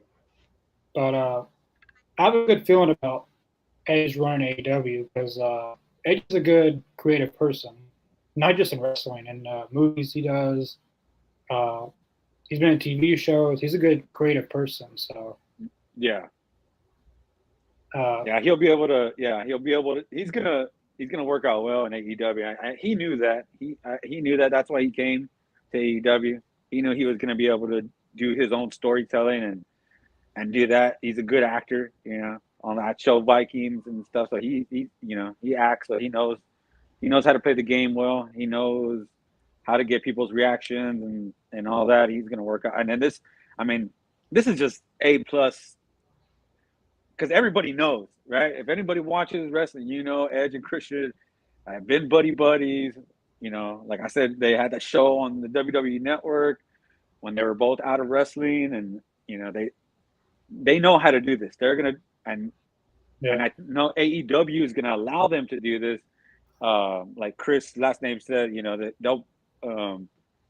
they'll have this stretched out for as long as they can.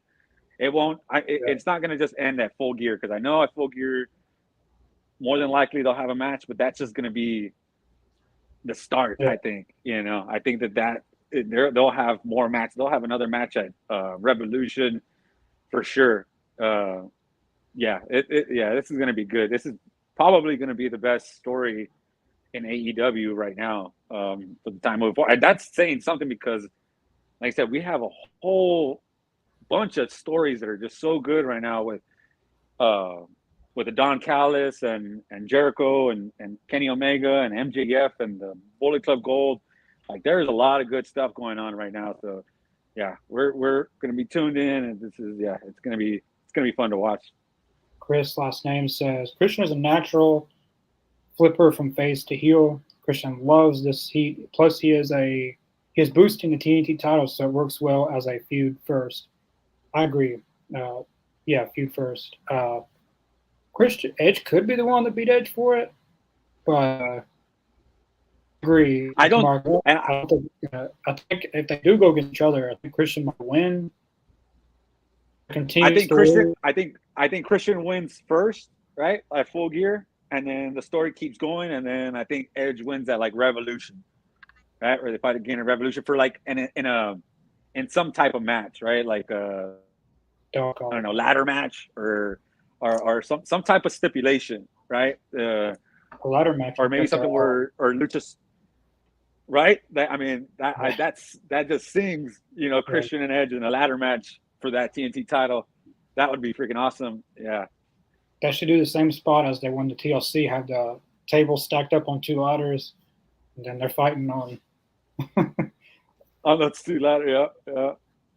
But Christian is a good face or heel. In AEW when he first came, he was a good face. He's been a good heel. He can play either or character. He's good in the ring, good on the mic. He's definitely elevated the TNT Championship. Hopefully, when he loses it, he's boosted it up so much that it's just going to keep going up and up. Yeah. Oh yeah, that's why it's like you can't take the belt off of him right now like that. That it's like I said, the longer he goes, the more prestigious that belt gets. I think whoever he loses it to, he's going to have built it up so much that whoever wins it, the momentum is going to be so high that it's never going to go. No, if they do flip flopping again, yeah. But I think Christian is such a good storyteller that it's not going to go to that anymore.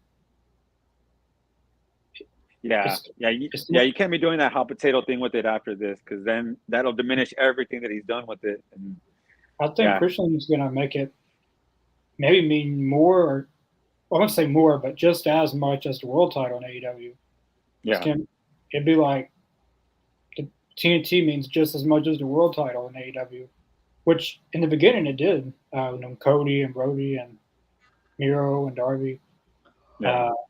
I'm also interested for that match next Tuesday. Bryan Danielson and Swerve Strickland, whoever that gets the title for the TNT Championship. So that's going to be interesting to see who Christian faces there. That's another crazy thing too, that we're talking about, Edge versus Christian at Full Gear, but we haven't even got into the, who's he still has to face either Swerve or Bryan Danielson that are both on these momentum, runs right now too. So like, man, yeah, AEW is cooking right now for sure. And I do think this is definitely a new era for AEW, but I think give it a few weeks, I think we're going to be seeing someone else debut in AEW. Maybe even a few people. Mercedes Moné, she's still injured, I think. So I know there's been rumors of Sami Callihan coming to AEW. Oh yeah, I heard that Moxley wants him there. Yeah. And Maria May from Stardom in Japan. She's a lot of people don't know about her, but yeah, once she comes to AEW, they'll find out, because she's a really good wrestler. Her 9 months over there in Stardom were really good. I've seen a few clips of her on Twitter, and she looks really good. I think a lot of those ladies over there in Stardom are very talented. They certainly, they can bring that Riho type of style, that's very fast paced. Oh man, I watched a couple of matches with Mariah. She's really good. What's her name? What was that?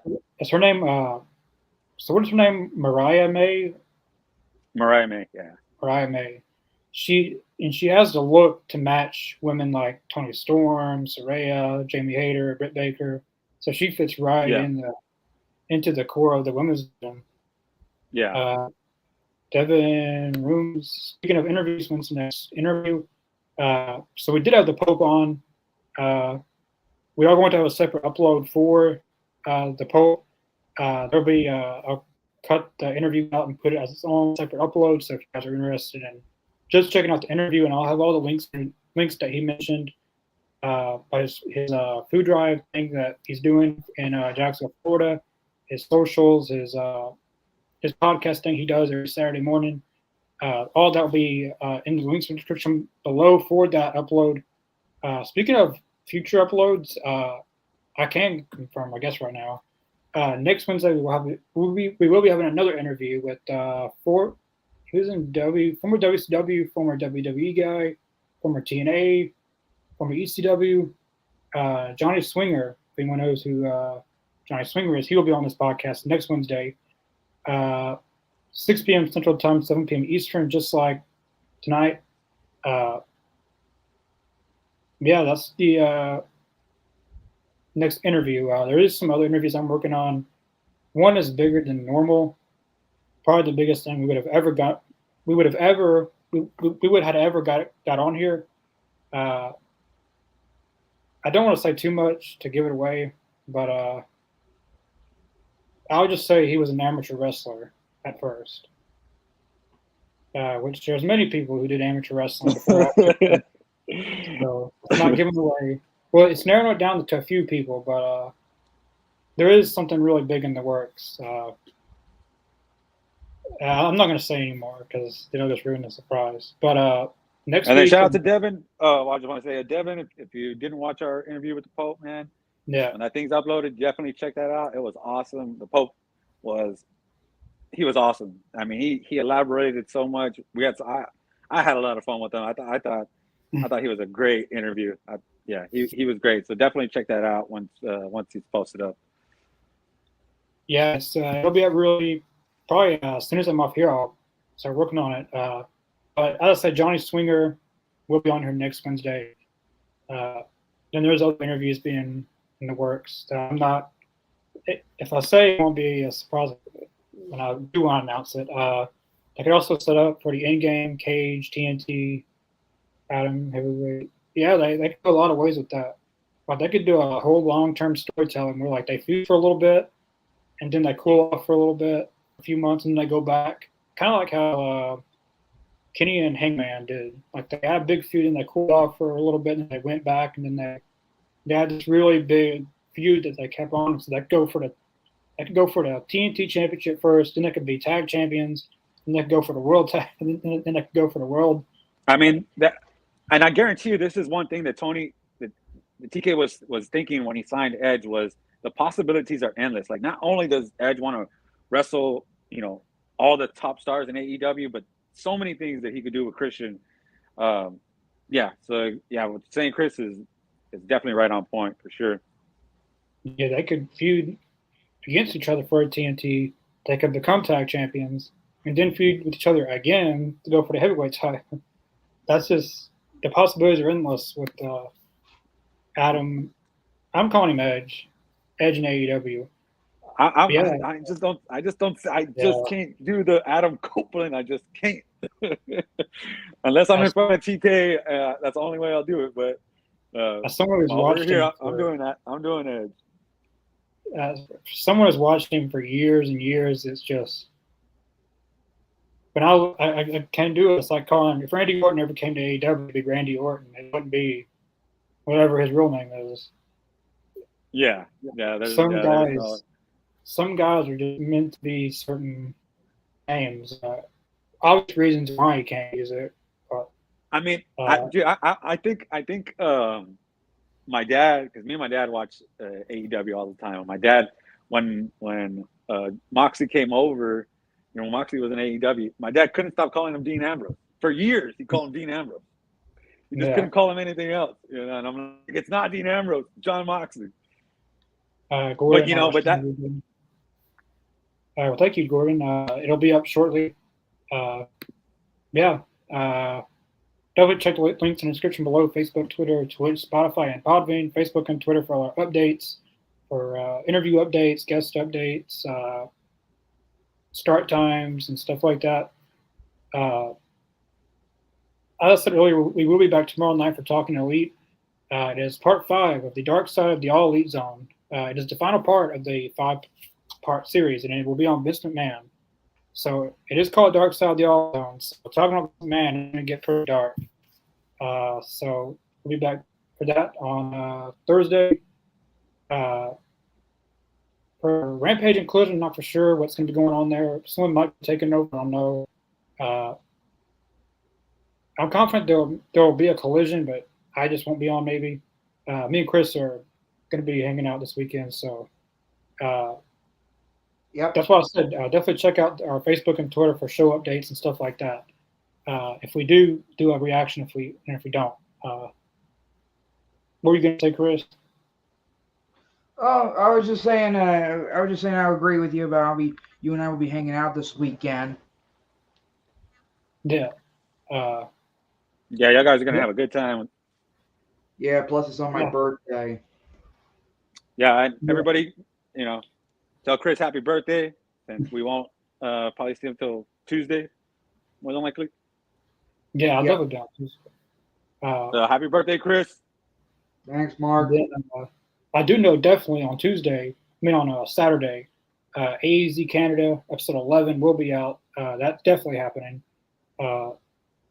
We have a crew up north. They'll be they'll be talking about Edge's AEW debut. It is AEZ Canada, so Edge is from Canada. So I'm curious to see what they think about Edge coming to AEW. So definitely check that out. 2 p.m. Central Time, 3 p.m. Eastern. AEZ Canada. They call it AEZ.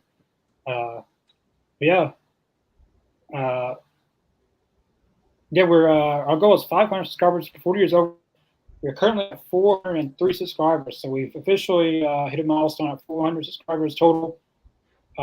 So share it to your friends, your family, and get people to get us to 500. As I said before, the more subscribers we get, the more bigger names we can get on here. So definitely, if anyone watching, if you haven't subscribed, definitely subscribe down below. And share it to your friends to tell them to subscribe.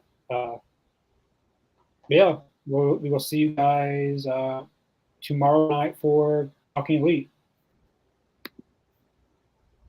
See y'all guys.